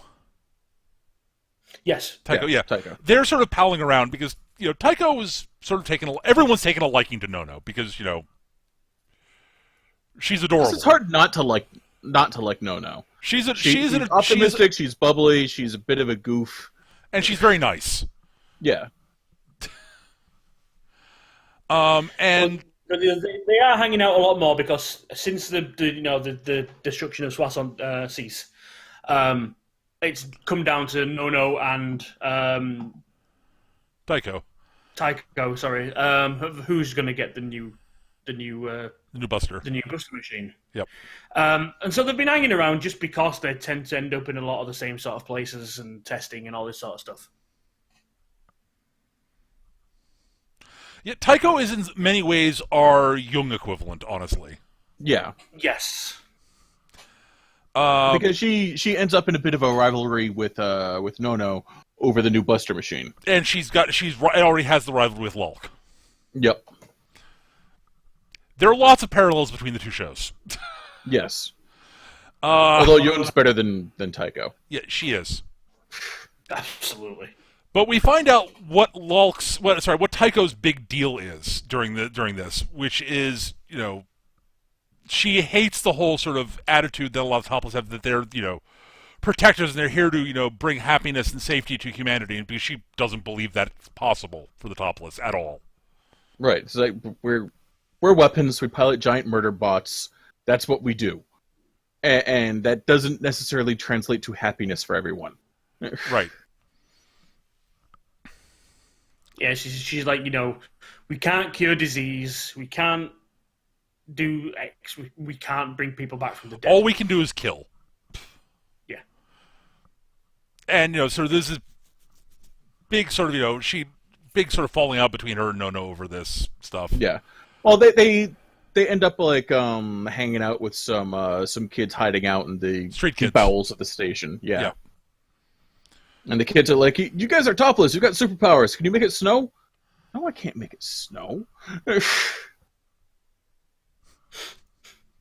And Nono's like, "Yeah, of course we can make it snow. We're Topless. This is what we do." Yeah. We're here to make people happy. Yeah. This is where like Tycho's just getting so sick of Nono's. It's that a never-ending optimism and bullshit. It's like, no, that's not what we do. That's fucking ridiculous. Yeah, the world, the incredibly cynical, burned out cynic, and the unending optimist, just like It finally Trust me, comes to. Trust me, as the burned out cynic, that sort of patience burns out real quick. So, big battle stuff happens, and they desperately the Topless desperately need a reinforcement, and so Nono goes down to the new Buster to try to wake it up, and Tycho's there also, and they finally have their big argument, and Nono basically tells her, "Look, these things aren't going to. It's not going to respond to you. You know." Yeah, You have to believe in yourself for the You're a bitter cynic, and it's not going to respond to that. It needs. You need to believe in something. yeah. And it basically comes down to just calling her out, saying, "You know, what are you? Are you a weapon? Are you going out? Are you wanting to go out to destroy things, or are you wanting to protect the people on this station?" And it makes her make that choice, whether she actually cares about the human race, or if she just she breaks down and basically, you know, admits why she's all bummed out, why she's the way she is, and that she, you know, at her core, that's what she does want. Right. And the Buster wakes up. And Tycho admits, like, yeah, that's what I want, but I know that's not how it works. Right. But that's exactly what I want. And then the Buster wakes up. Right. Because Tycho, one of the things we find out during the argument is this brief flashback to Tycho and her big brother, who's passed. He's not around anymore. She's dying of radiation sickness in the flashback. Yeah, and she couldn't save him, despite having Topless powers. And he's the one who made the earrings she's wearing. Yep. So she throws the earrings away. Yeah. Basically, she throws the earrings away, sort of discarding her ties to the past and what's holding her back, and takes off in the new Buster. Yep. And she proceeds to freeze the space monsters to death. Yes. I forgot about this scene. 3 trillion below zero. That shouldn't be possible. 3 trillion, the 1 million. Actually utters that line. 3 trillion, 1 million degrees below zero. That shouldn't be possible. But apparently it is. Those are temperatures that aren't scientifically possible, but it's happening. And of course, you know, she freezes them all with a wicked fucking tennis serve for some reason. Yes. Her Buster machine looks kind of like a girl in a tennis outfit. Yep. It does a little bit, yeah. Quattro so but, you know, it's this typical sort of cheesy sort of thing, you know. Why does it freeze everything in space? Because she needs to make it snow. Yep. And snow, as it were, falls on the station. On the outside station. No. And Nono goes out and starts making snowmen. Out of the shattered, frozen remains of space monsters. I do like that. The kids are all inside and, like, looking up and seeing it snowing. They're all loving it. And then Nono just comes running along the outside of the space station, just like, whoo, make a snowman. And we're all like, oh, that's cute. Wait, she's outside, isn't she? Yes. Nono. Well, it's Nono, so she's a robot. She's fine. Yep. And she's using the bits bits of face on the snowman using Tycho's earring. Yep. Yeah.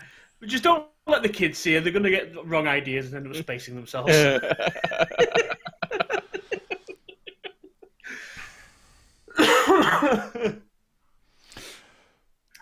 But yeah, so we have, you know, more scenes with they're heading out. They're up by now by Titan. We have scenes of, you know, the various Topless talking, and like a bunch of them are running down Nono because, you know, she's a good. She hasn't really done anything. She's been very helpful as a piloting, you know, fight vehicles and such to fly resupplies out. And she's really good at it. She's an immensely talented pilot. She's actually really good in a one of the maintenance mechs. Yeah, she's you know, the ones like laying mines and resupplies and all that sort of stuff. She knows what she's doing. She can control a mech real easy. She's really, really good at it. She just can't be a Topless. And they're kidding Lolk about, you know, Nono being there with her all the time, and and helping her. And Lolk's like, I've never gotten any help from Nono. I don't need her help. And Nono, of course, overhears this and is crushed. Right. By the way, more parallels. Yeah. Never would have guessed that. And we then see her basically cleaning the pool, where they've been sort of hanging out, while Tycho's sort of sitting on the diving board, sort of listening to her, sort of talking about how she desperately needs a Buster machine. She has to prove herself to she's literally going over almost a mantra in her head. It's like, if I had a Buster machine, I could be out there with everyone.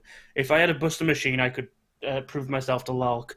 If I had a Buster machine, I could do this. And each sentence is getting slightly shorter until it's because if I had a Buster machine, if I had a Buster machine, if I had a Buster machine. And you see Tycho looking at her like, oh God, no, because Tycho clearly gets what's the relationship between the two of them, between Nono and Lolk. And Lolk. And she's like, oh dear, she's got this look on her face like, it's very clear that she looks annoyed, but it's very clear that she's not annoyed with Nono. Yeah. Because clearly she's annoyed with Lolk because Lolk can't tell Nono what she thinks and how she feels. It's not that she can't tell her what she thinks. She can't tell her how she feels. Yeah. She can tell her what she thinks all the time, all day long. Right. Lolk's really good at that. Yes. But feelings are something she doesn't deal well with. Mm. And so it turns out that there's this big excavation going on in Titan because apparently there's a really old Buster machine buried in the center of Titan that crashed during one of the early wars. Yeah, no, it's on Pluto. No. The one that they're digging for on Titan. You're right. They refer to it as the legendary Buster machine. Right. Which, coming straight after watching Gunbuster, you start to think, wait, do they mean actual Gunbuster? Because it's the first one? Because it's clear at the time that the Buster machines of this day and age are nowhere near the power of Gunbuster. Right. Not of Buster machines 1 and 2. They're nowhere near. Right. And the Serpent Twins Serpentine Twins are overseeing all of this. This is their big pet project. Yeah. And Nicola comes in to talk to them, and they're eating their Titan crab, which he finds the smell of repulsive. They eventually feed him a piece, but he's sort of like, eh. Hinting that it will enhance his topless abilities and keep them from or at least to keep them from degrading further. Right. And Nono goes off to look into the dig, and sets off a bunch of alarms and such. And something happens there. Also, there are a whole bunch of dead space monsters there.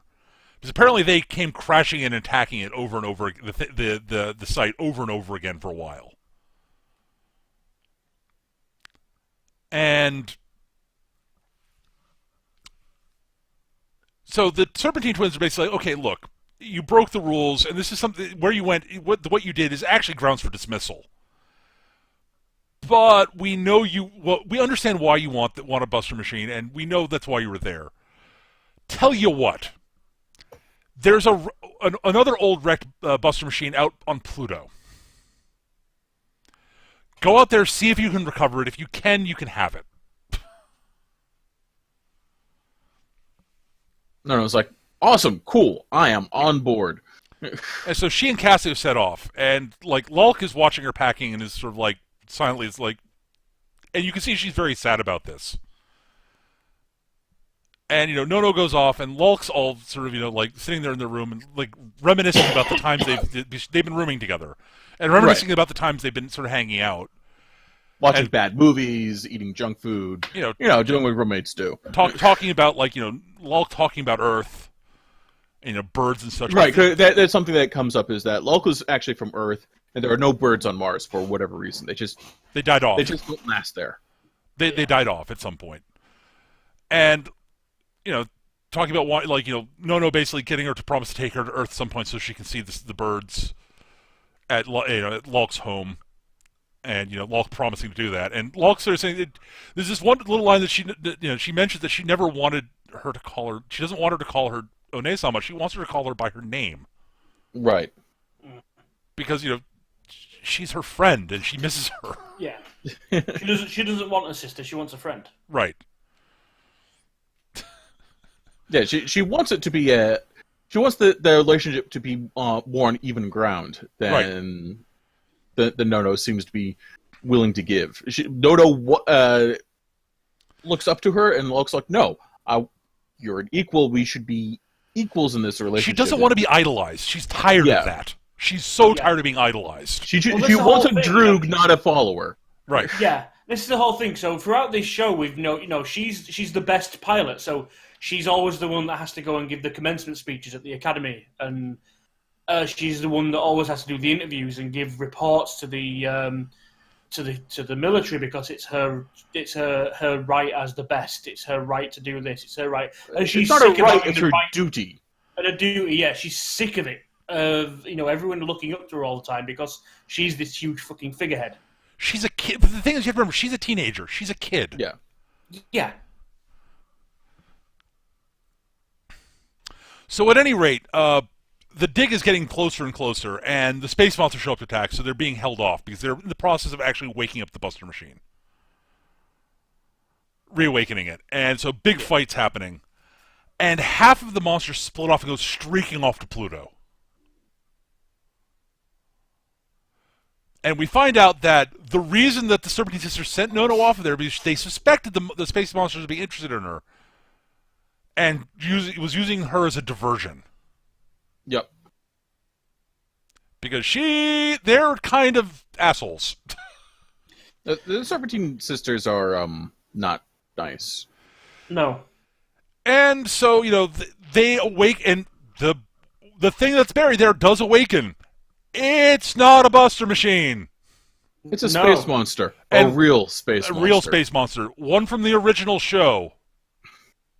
One of the big cruisers, the big diamond head sort of, And it comes rearing up, and its head splits open the way it did in the real show, fire off a giant beam, and wipes out a bunch of the space monsters that are attacking.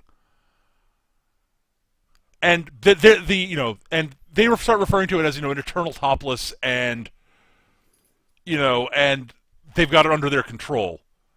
Yeah, this whole thing is the Serpentine Sisters trying to gain immortality, basically. Right. Yeah. And extend their own powers. That's why they've been eating the crab. Yeah, we find out that crab, she wasn't. Yeah. They don't state it outright, but it's really clear that the crab is actually Space Monster. Yep. They've been eating the Space Monster to extend their powers.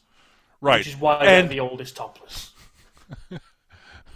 Now, the rest of the Space Monsters are quite tactical thinking. They go and hide at the other side of Titan, away from where the Space Monsters emerged. Right. By the way, it blows the twins away at one point. Yes. Well, no, this is the twins thing. get cooked. No, this is the thing. So the Space Monsters all go and hide at the other side of Titan. And the twins are like, nah, destroy them all! Just destroy them! And the Space Monsters, okay, then fine, turns around and fires through the planet. But no, it blows them away first. Yeah, that's the thing. In that same shot, same shot, it fires through them, destroys them, and the blast goes straight through the planet. And that's not the implication I got. No, the implication I got was that it cooks the sisters because you can't control me. You're not the boss of me. You're not my supervisor. and then it doesn't bother turning off the beam. It just turns it into the planet to fire through it. Yeah. Yeah, either way. But yeah, like I say, either way, it cooks them and continues to attack and just keeps attacking everything. Yeah. Meanwhile, Nono and Cassio have made it to Pluto and have gotten to the wreckage of the Buster machine there, and it's dead. It's never coming back. Yeah, it's never coming back. It's basically some metal rib cages. Yeah, Cassio the whole time is freaking out because he's desperate over the possibility of actually getting a Buster machine of his own again. Because he really wants to pilot another mech again. Right, because there's a weird connection between the Buster machines and the Topless. And for a lot of the Topless, burning out is just the worst thing. It's a horrible feeling. Yeah. And there's nothing like piloting a Buster machine, and it's it haunts you forever. And that's part of the reason why Cassio is bothered to stick around is because he can't handle being away from them. Right. So he can at least fix them. Right. But yeah, the moon's been blown up, and the big space monster thing is actually fighting this other space monsters and wrecking the Buster machines, and everything's going bad. And the other space monsters, which I'm going to point out, we are now saying space monsters in air quotes. Yeah. You'll find out why. And the reason why is they show up, and it looks like they're about to attack, and Katsu's freaking out when Nono basically says, One-sama's in trouble. All right, fuck all this. And Nono starts getting her memories back. Because apparently she's been missing her memories. Some memories that were very important. Oh, one other thing we didn't mention is she desperately wants to be a space pilot, be a pilot of Buster machine, so that she can be like Nono Riri, who's apparently some legendary Buster pilot. And she basically snaps her fingers, and the space monsters and her disappear. They just warp out, just woof. And she shows up again with the space monsters right near Lulk. Just as the space monster, the real space monster, is firing a beam at her, at Lulk. And, she... Nono has a pretty kick-ass new outfit on, by the way. Yes, her outfit's changed. And the hair's on fire. Yeah. Well,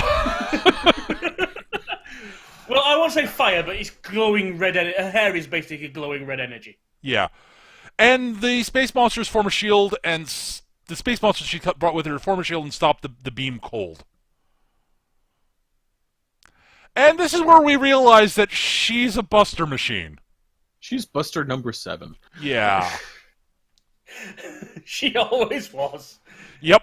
And the space monsters they've been fighting the whole time aren't space monsters at all. They're machines. They're the result of what happens when you try and use biomechanics when you're designing a planetary defense force. Right. Not just a planetary defense force, a solar system defense force. Solar system. So it turns out what we find out taking place inside the solar system is because of something called the Red Milky Way, which is this crimson aura around the solar system, made of these drones, basically. Basically, what it turns out is that after the whole galaxy bomb thing, humanity basically was exhausted from the war, and understandably. And so they built new Buster machines and stuff that didn't need pilots. They found AI and they built a defense system that didn't need humans to pilot them. And basically just said, we're not going to deal with warping. We're just going to stay here. We're going to terraform the solar system, and we'll eventually get back to that. We'll get back to exploring the galaxy later. But at some point, the Topless started emerging, and there was something about them that there's an interesting thing about the Topless that reminded the defense system of the space monsters they were fighting. So it turned on them, and that's why they're attacking Earth. Right. Because it's trying to defend Earth from the Topless. Now, mind you, the Topless, within the Topless act as sort of a psionic battery for the Buster machines. Right. Which is why the Buster machines are totally cool with them climbing inside and piloting them. Yeah. Right. It's also the reason why they burn out, because, like, as Nicholas says at some point, the Topless themselves, the actual pilots, they're little more than batteries for the Buster machines. Yep. I mean, they direct them, but the Buster machines are like, yeah, fine, I'm happy to do that. Sure, that sounds cool. They're the ones that have got all the years and years of battle experience. Right. The pilots are just interchangeable. And the other thing about the Buster machines is these Buster machines realize that the defense system has gone haywire, basically. Right. And, yeah, the Topless are sort of similar to the space monsters, but they're not the same thing. You guys the defense system has forgotten that. But now that Nono has remembered who she is, and the real space monsters have revealed themselves again. Yeah, and Nono is able to basically hijack the old defense system. Yeah. Because she's a fully sapient Buster machine, and the defense system recognizes her as such, and she's the last Right. of the fully sapient Buster machines. And so she and Lulk team up to throw what's left of Jupiter at the giant space monster. No, that's- not this space monster. It's the Oh, one it's that that's the shows next up one, yeah. on. Yeah, that's the Yeah, next one. It's the one that shows up. She wrecks this one with fucking minimal effort. Right, Yeah.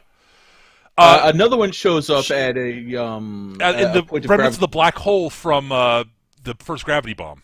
Yep. Yeah. Well, it turns out that the self-defense, the solar system defense force has been essentially trying to keep. There's a gravity singularity trying to force its way through a black hole. Right.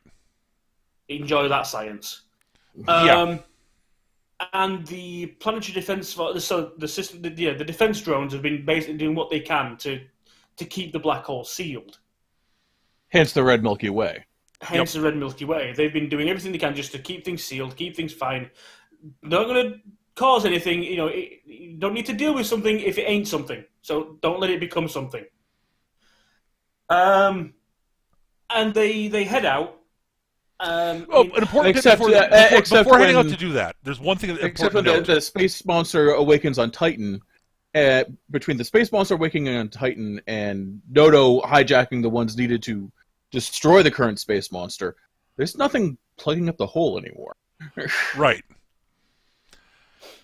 So, also, what happens is, at this point, they've actually figured out how to effectively, cancel out the Topless syndrome, which they've now treating like a disease, because it kind of is.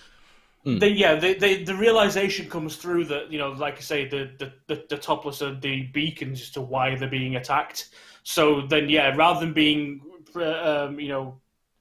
Instead of heroes, instead of being heroes, they're now they're scapegoats now. But they're not even being treated Essentially, fully yeah. as scapegoats, though. They're almost being pitied.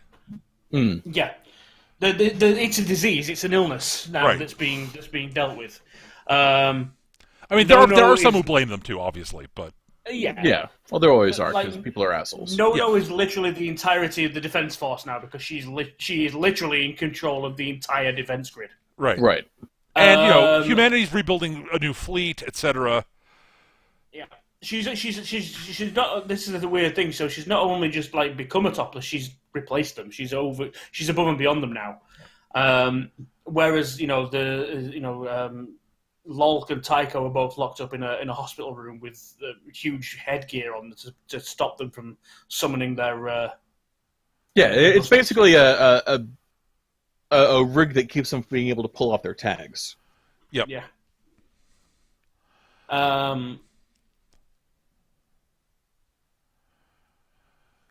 And Yeah, I mean, it's like Nono visits them and tries to be friendly with them, but it's not her fault. They've been separated, but it's like she's still that innocent sort of naivety. So,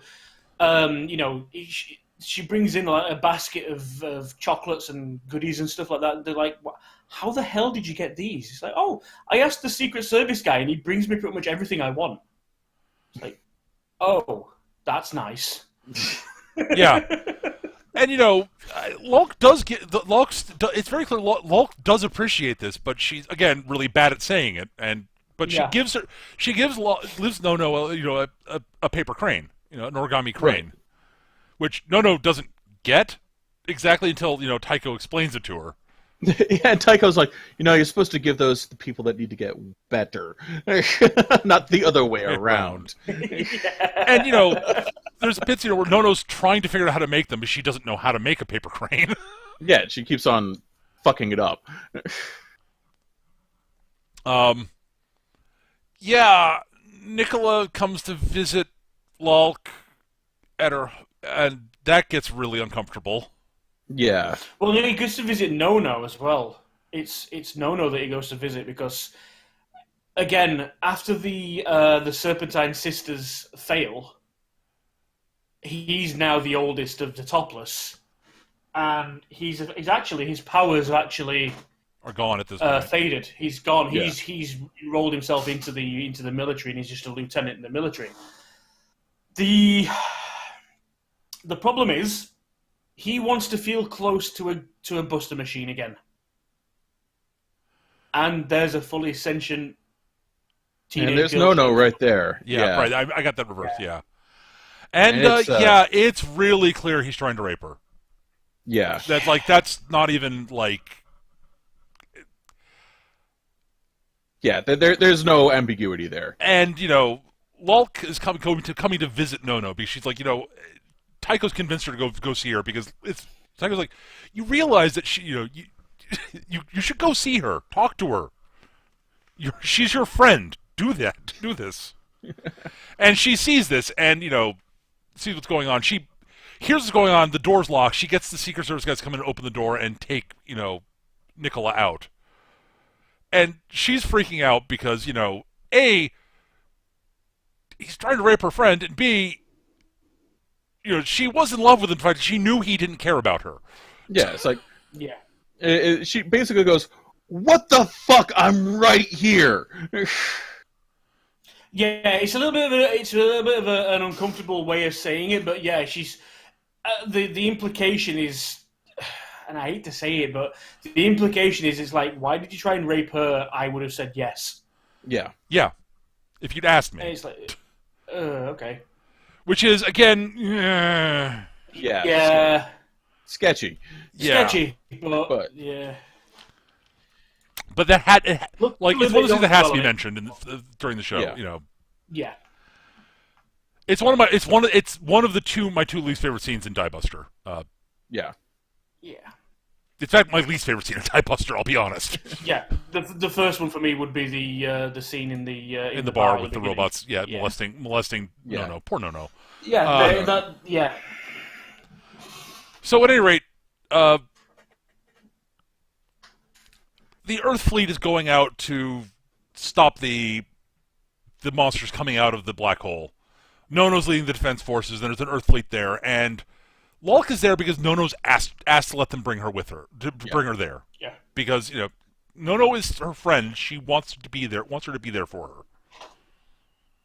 And, the crew are a little uncomfortable with her there, but, if Buster 7 wants her there, then okay. Right. Yeah. It's actually Lulk's actually on the ship commanded by the wanker from earlier, isn't she? He's the commander of the fleet. Yeah. Yeah. And the fight's not going well. Because the thing that's coming out is the biggest space monster anyone has ever seen. Yeah, they actually mentioned it's bigger than Earth. At Yeah. that point. I mean, there's a scene where it's by what's left of the actual planet Jupiter. Because obviously they used the core back in Gunbuster to create the black hole bomb, and the actual planetoid itself has been replaced basically in its place with a space station, but the rest of whatever's left is still there, and this somehow is bigger than that. Yeah. Somehow. Yeah, I'm not entirely sure how. I don't know what. I don't. Removing the core from a gas giant, leaving the gas. Okay, whatever. Yeah. Unimportant. Rule of cool. Yeah, pretty much. Rule of cool. But yeah, the fight does not go well. And the ships, basically they. Well, the issue is. As they get to the black hole, Nono is there trying to help because she's got singularity control. That's one thing she can do. Yep.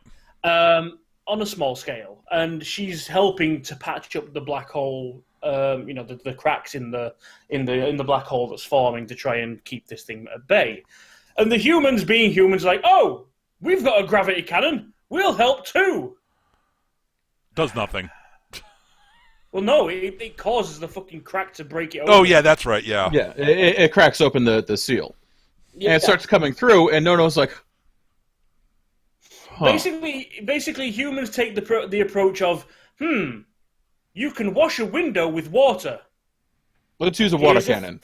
Here's a water cannon. Like, no, you fucking idiots. Yeah. So Nono looks at this thing coming out and goes, huh, that's a problem, and fucks off with the entirety of the defense system. Well, That's no, a bit she later. try- That's a bit later. She tries. Is that a Yeah, bit she later? tries Oh, it is. a little bit of. Yeah. Because She what tries- happens first is the ship gets kind of wrecked, and she comes in and saves Lulk, Right, she saves Lulk. and basically summons a key to remove Lulk's headpiece, and Lulk pulls her tag off and brings in Snoof. Yeah. And the two of them together take on the monster, and Right. Snoof throws the rest Throws of Jupiter at it. Right. Which looks like it's going to work at first, but doesn't. Yeah. So this is. The And thing then is, Nono like- goes, huh, that's a problem. Yeah. Time for plan B, and fucks off with the defense system. Well, before that, Lulk basically suggests that the two of them could dive into the center of the monster and basically suicide take it out together. Right. And Nono's like, no. That's not how this works. And basically, because they have to do it before it warps out. Because it's hurt, but it's going to leave and heal itself and then eventually come back. And Nono basically buggers off, leaving it impossible to do this. And the thing warps out. Right, because there's no way Nono's going to let Lulk die for that. Right. No, not happening. Admittedly, it's a nice little callback because their plan is basically what the original Gunbuster did. Yeah. Yep. But yeah, Nono's like, nope. it doesn't I've come got a with better the plan. it doesn't come with the plan the caveat of we will get out of this alive. And we'll get out. Right. This is pure self-sacrifice.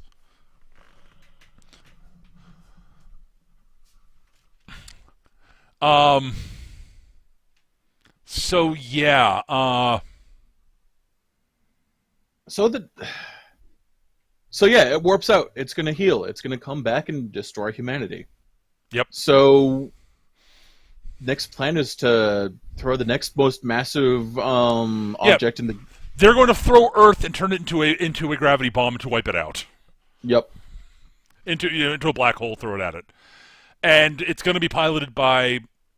Well, basically, it's going to be piloted by Lulk because Lulk did something which shouldn't have been possible. She moved a planet. She moved is a the planet. mover of planets. That's her new title. Yes. Yeah.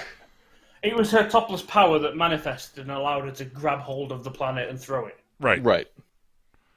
But yeah, the tactical book of the human military in this this setting is not very deep. No. It generally involves throwing something really large and turning it into a black hole. I mean, It's a pretty good. It's a pretty good hammer to the. it's a particular damn big nail. hammer. It's a really good hammer. But yeah, so Lulk is back to being idolized again. But she's not happy about. Well, No, yeah, well, no. she of course she's not. And her friend is gone, has abandoned her. Abandoned humanity from what it looks like. Yeah, Because it looks like Nono just heard the suicide plan and said, fuck that, and ran away. right, That's what it looks like to just about everybody. right. Yeah.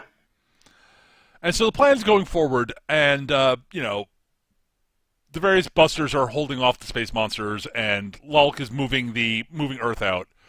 Right.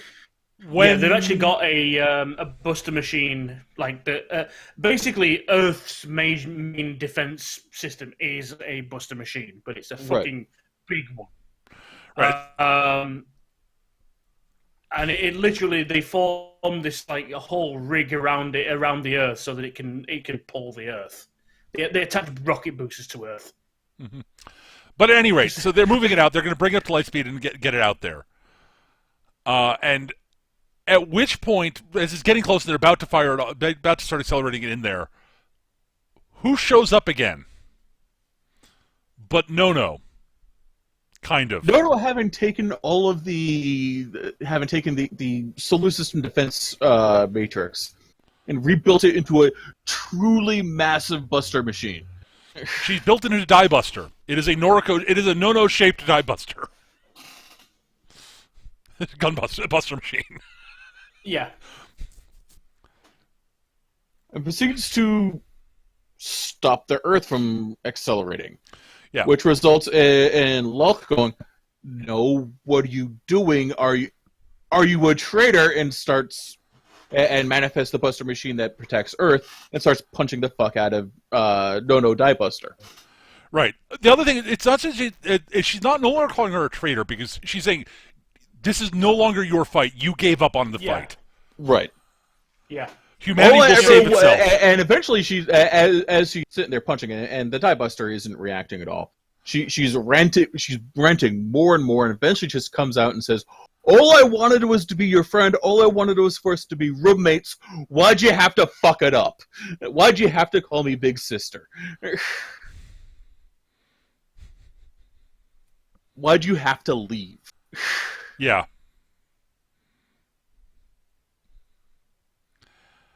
And that's about the time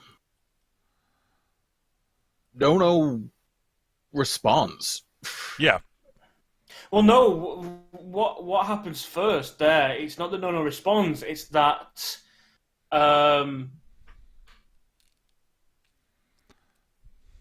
Lulk basically powers down. Yeah. She loses control of the Buster machine because her powers burn out. Oh, that's right. She burns out. You're right. She stops being a Topless at that very precise moment. Now, an important note that we should mention is that one of the things that Nono's been talking about, and about Nono Riri, her, the idol that she wants to ape, is that Nono Riri wasn't a Topless. She was a normal girl. Yep. Who did great things. And she, this is important. Well, we see in a flashback after it's revealed what Nono is. We see in a flashback of the old man that originally found her. And it was a weird sort of situation. She was basically in a comet that he tracked down, cracked open, found her inside. And the only thing she was saying, she had no memories, the only thing she was saying is, "No, Riri, Coco." Yeah. She's thinking of Noriko. I mean... Yeah, it's kind of obvious, but yeah. At any rate, so... Disnoof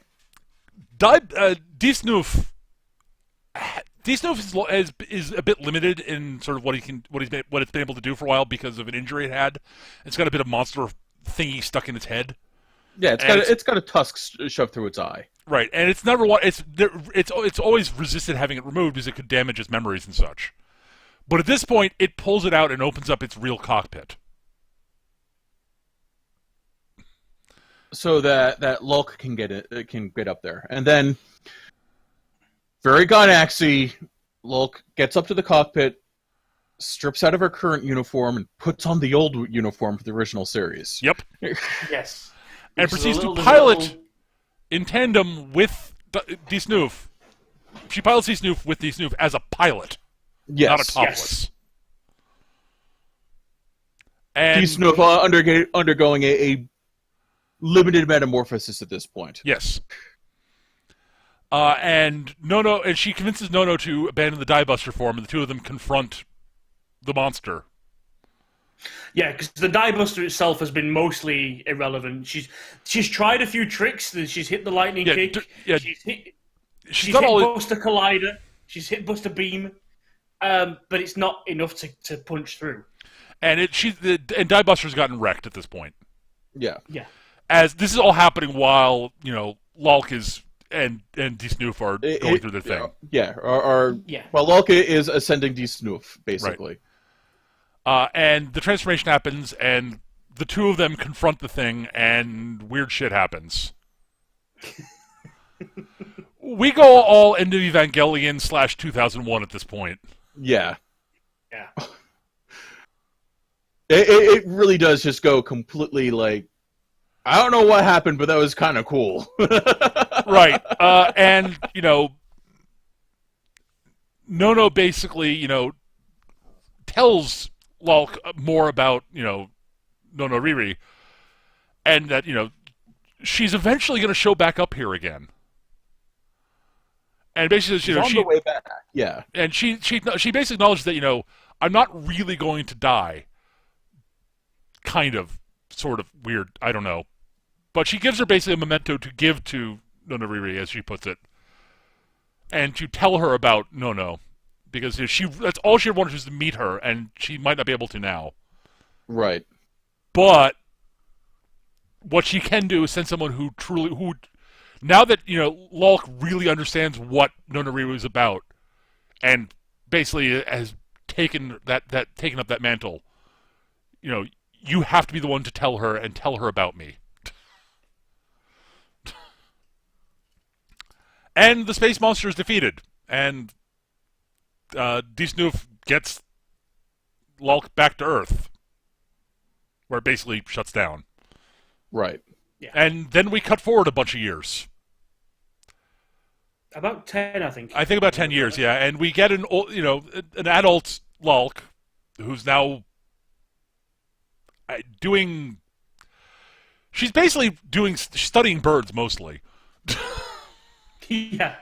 She's a scientist. Yeah. And she's talking with Tycho on communicator and stuff, and the lights shut off on Earth entirely. All the lights on Earth shut off as she starts watching it, and they start lighting up again to put up on, as she sees two lights off in the distance approaching Earth through the night sky.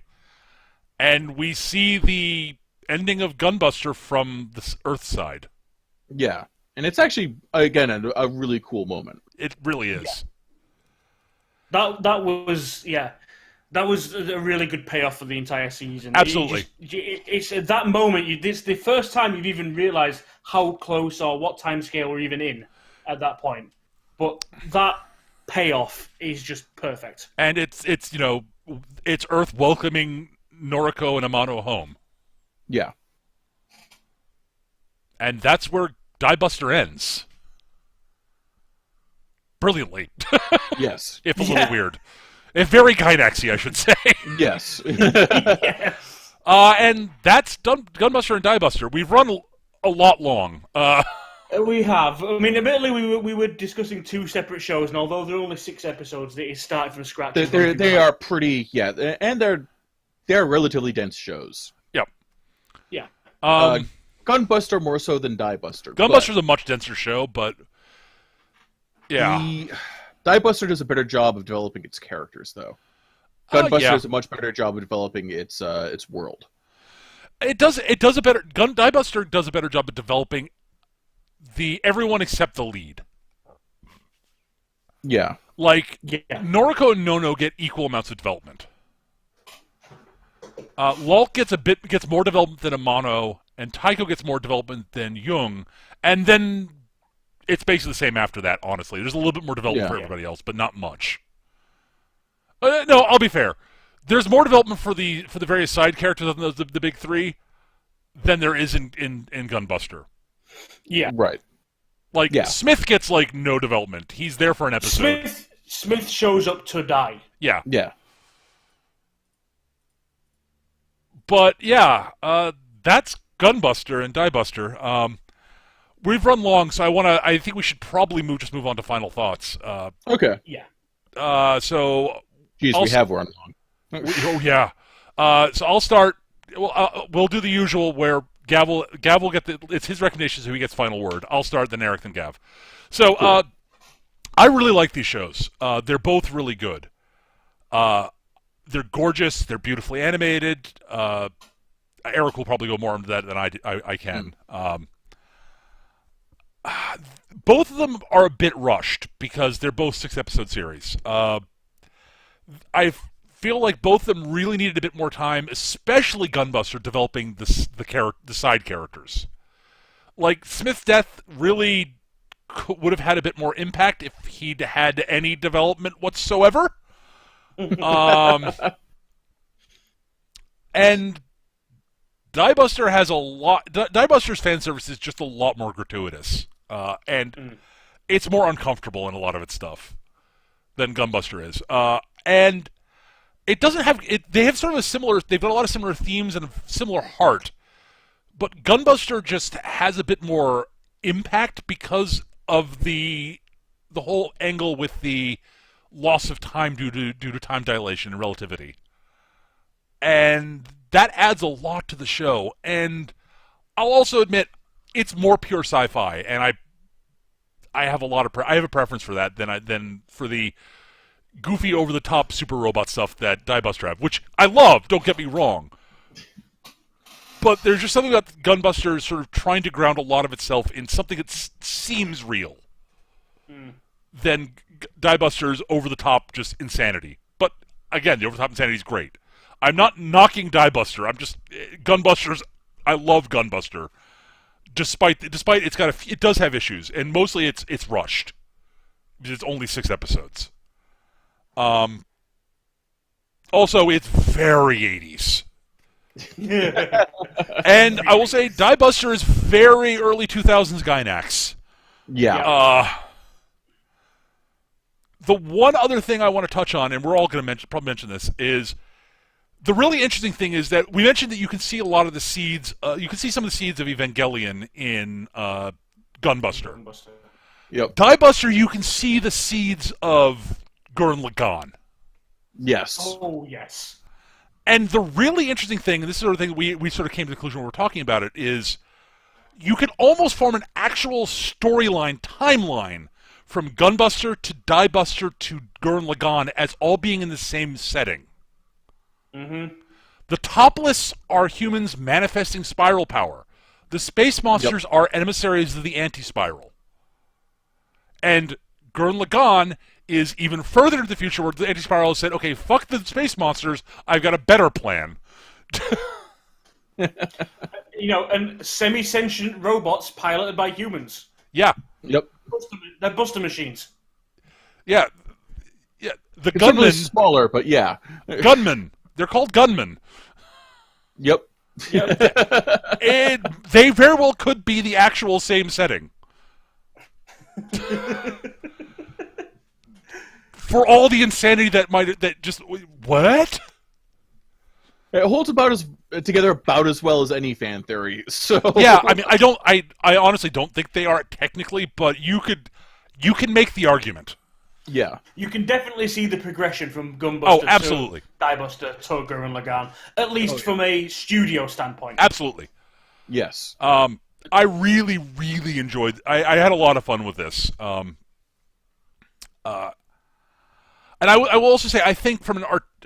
if Gunbuster just visually just felt more artistically sound than Diebuster did, but Diebuster just has this wonderful over-the-top Gynax animation, a lot of it. That's just a lot of fun to watch.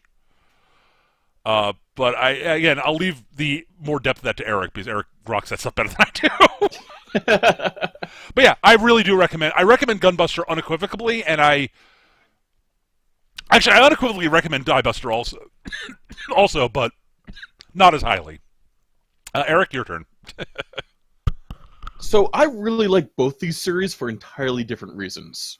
Like Gunbuster is very much like it has that bit of a hard sci-fi edge to it, although it's totally not hard sci-fi. It has that additional layer of the sacrifice with the lost time and everything, and oh my god, there's nothing quite like watching like late 80s, early 90s animators going nuts with mechanical stuff. It's just... it's a joy to watch. Yep. And there isn't a character in Gunbuster that I don't like. Yep. They're all sympathetic and interesting, and could just... Its biggest flaw is it doesn't have enough time to develop them properly. Like Noriko gets a lot of development. Amuro gets some. I really wish Yun got more because I like where they're going with her. Yep, I agree with that. But she's a proto-Asuka, so I guess I can just take that. I want to say again one other time. The single best bit of voice acting in either series is Noriko. Yeah. Oh, yes. Yeah. Noriko's voice actor just nails it every time. She's incredible. Phenomenal. I mean, Amano's voice actress does a good job, and so does Jung's.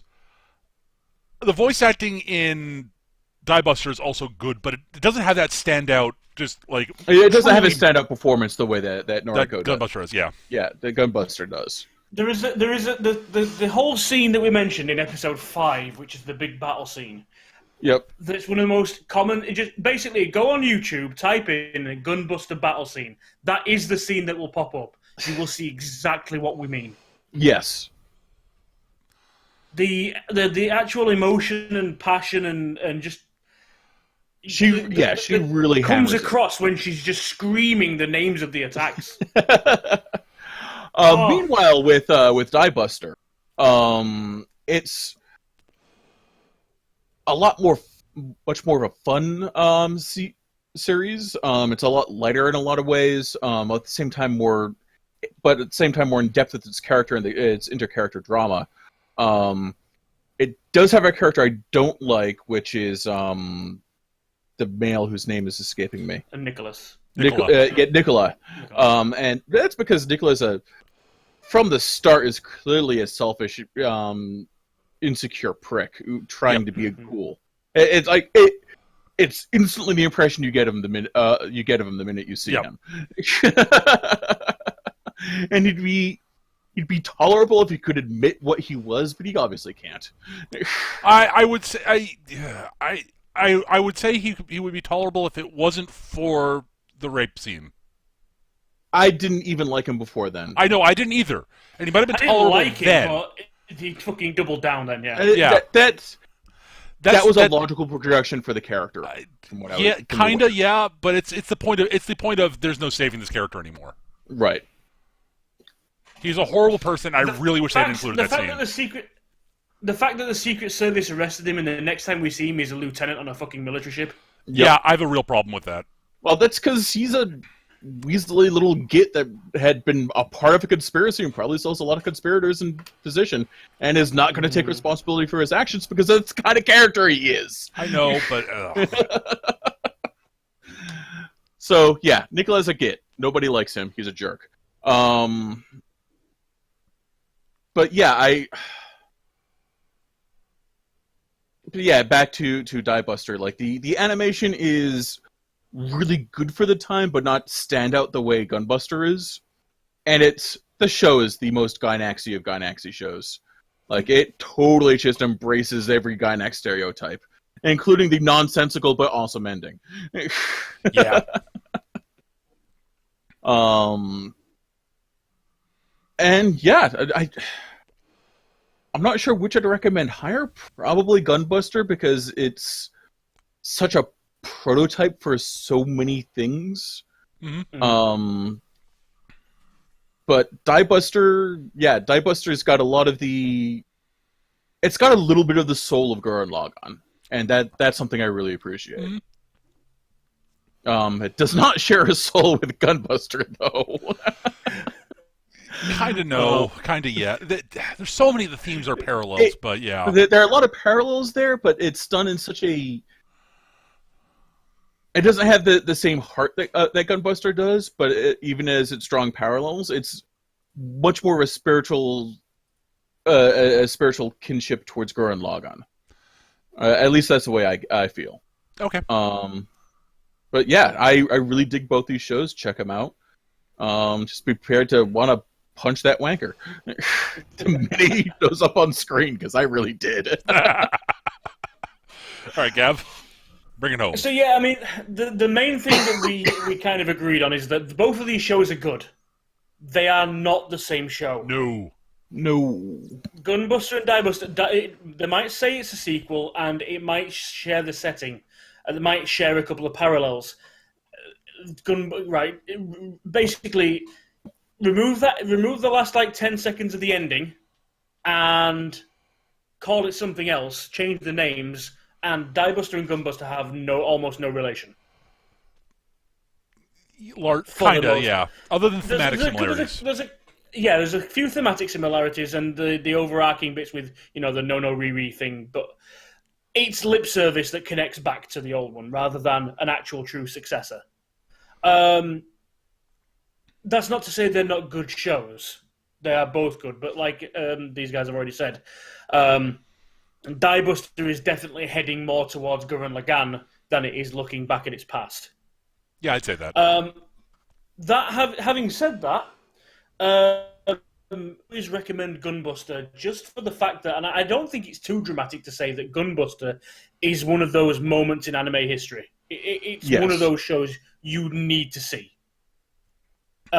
Because it is, like you say, it wasn't their first show, but it's one of the first shows Gainax ever produced.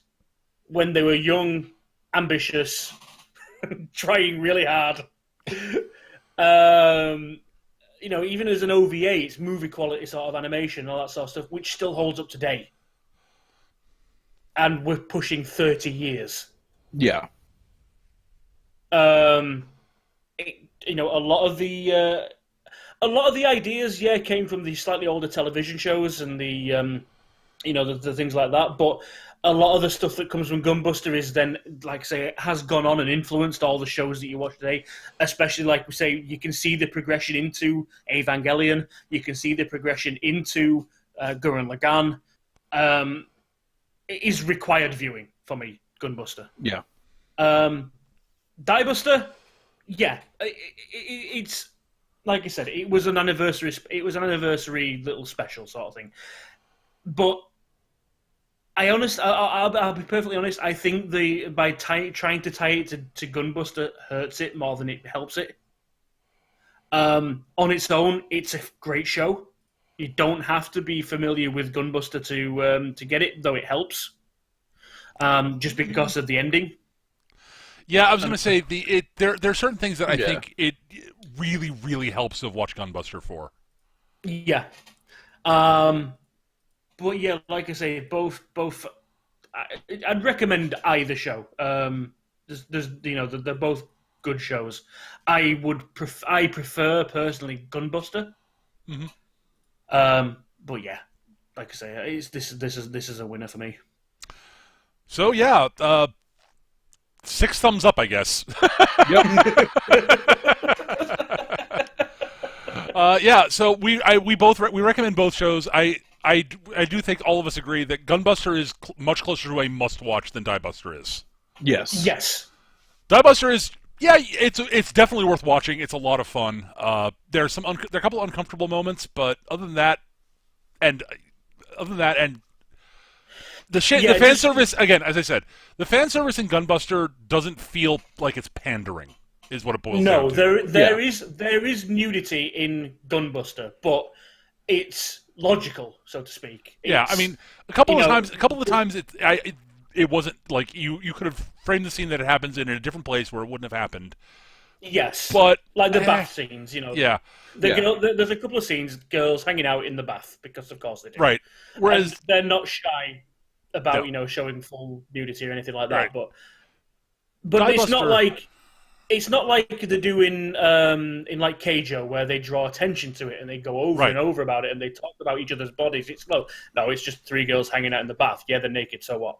Right. Whereas Diebuster, it is pandering. It is. Yeah. It's Gainax. It's Gainax being Gainax. Yeah. I mean, not to spoil it, but there's one scene in Gunbuster which is like everyone remembers. It's the iconic bit where.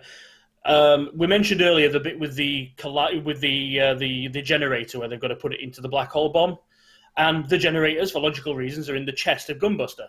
So, because of the way that Gunbuster's controlled, Noriko rips open her top, because that's how the Gunbuster then rips open its own chest to get to the engine part. And bare boobs. They ape that 2 or 3 times in Diebuster. There's towards the end, Nono does the exact same animation where she pulls open her top, rips open, exposing her boobs. But there's no reason for her to do it in the scene other than to call back to the scene in Gunbuster. Yep. That's literally the first episode. In the last episode, Lalk does it. Right. Yep. And again, there's no reason to do it there. No. In that one, there is. She's opening the chest of Nerf because the all the defense forces and the rest of it You know how she gains access to the cockpit so she can pilot it normally? Oh, she's opening up to get Nono in there. That's right, yeah. No, it's missing a collapsing generator. Right, that's it, yeah. So she steals one from the defense force and shoves it into the chest, right. meaning these nerfs at full power. Right, yeah. But there's a reason to do it, which was great in Gunbuster, and I get that callback in Diebuster, but it didn't need the first one when Nono did it.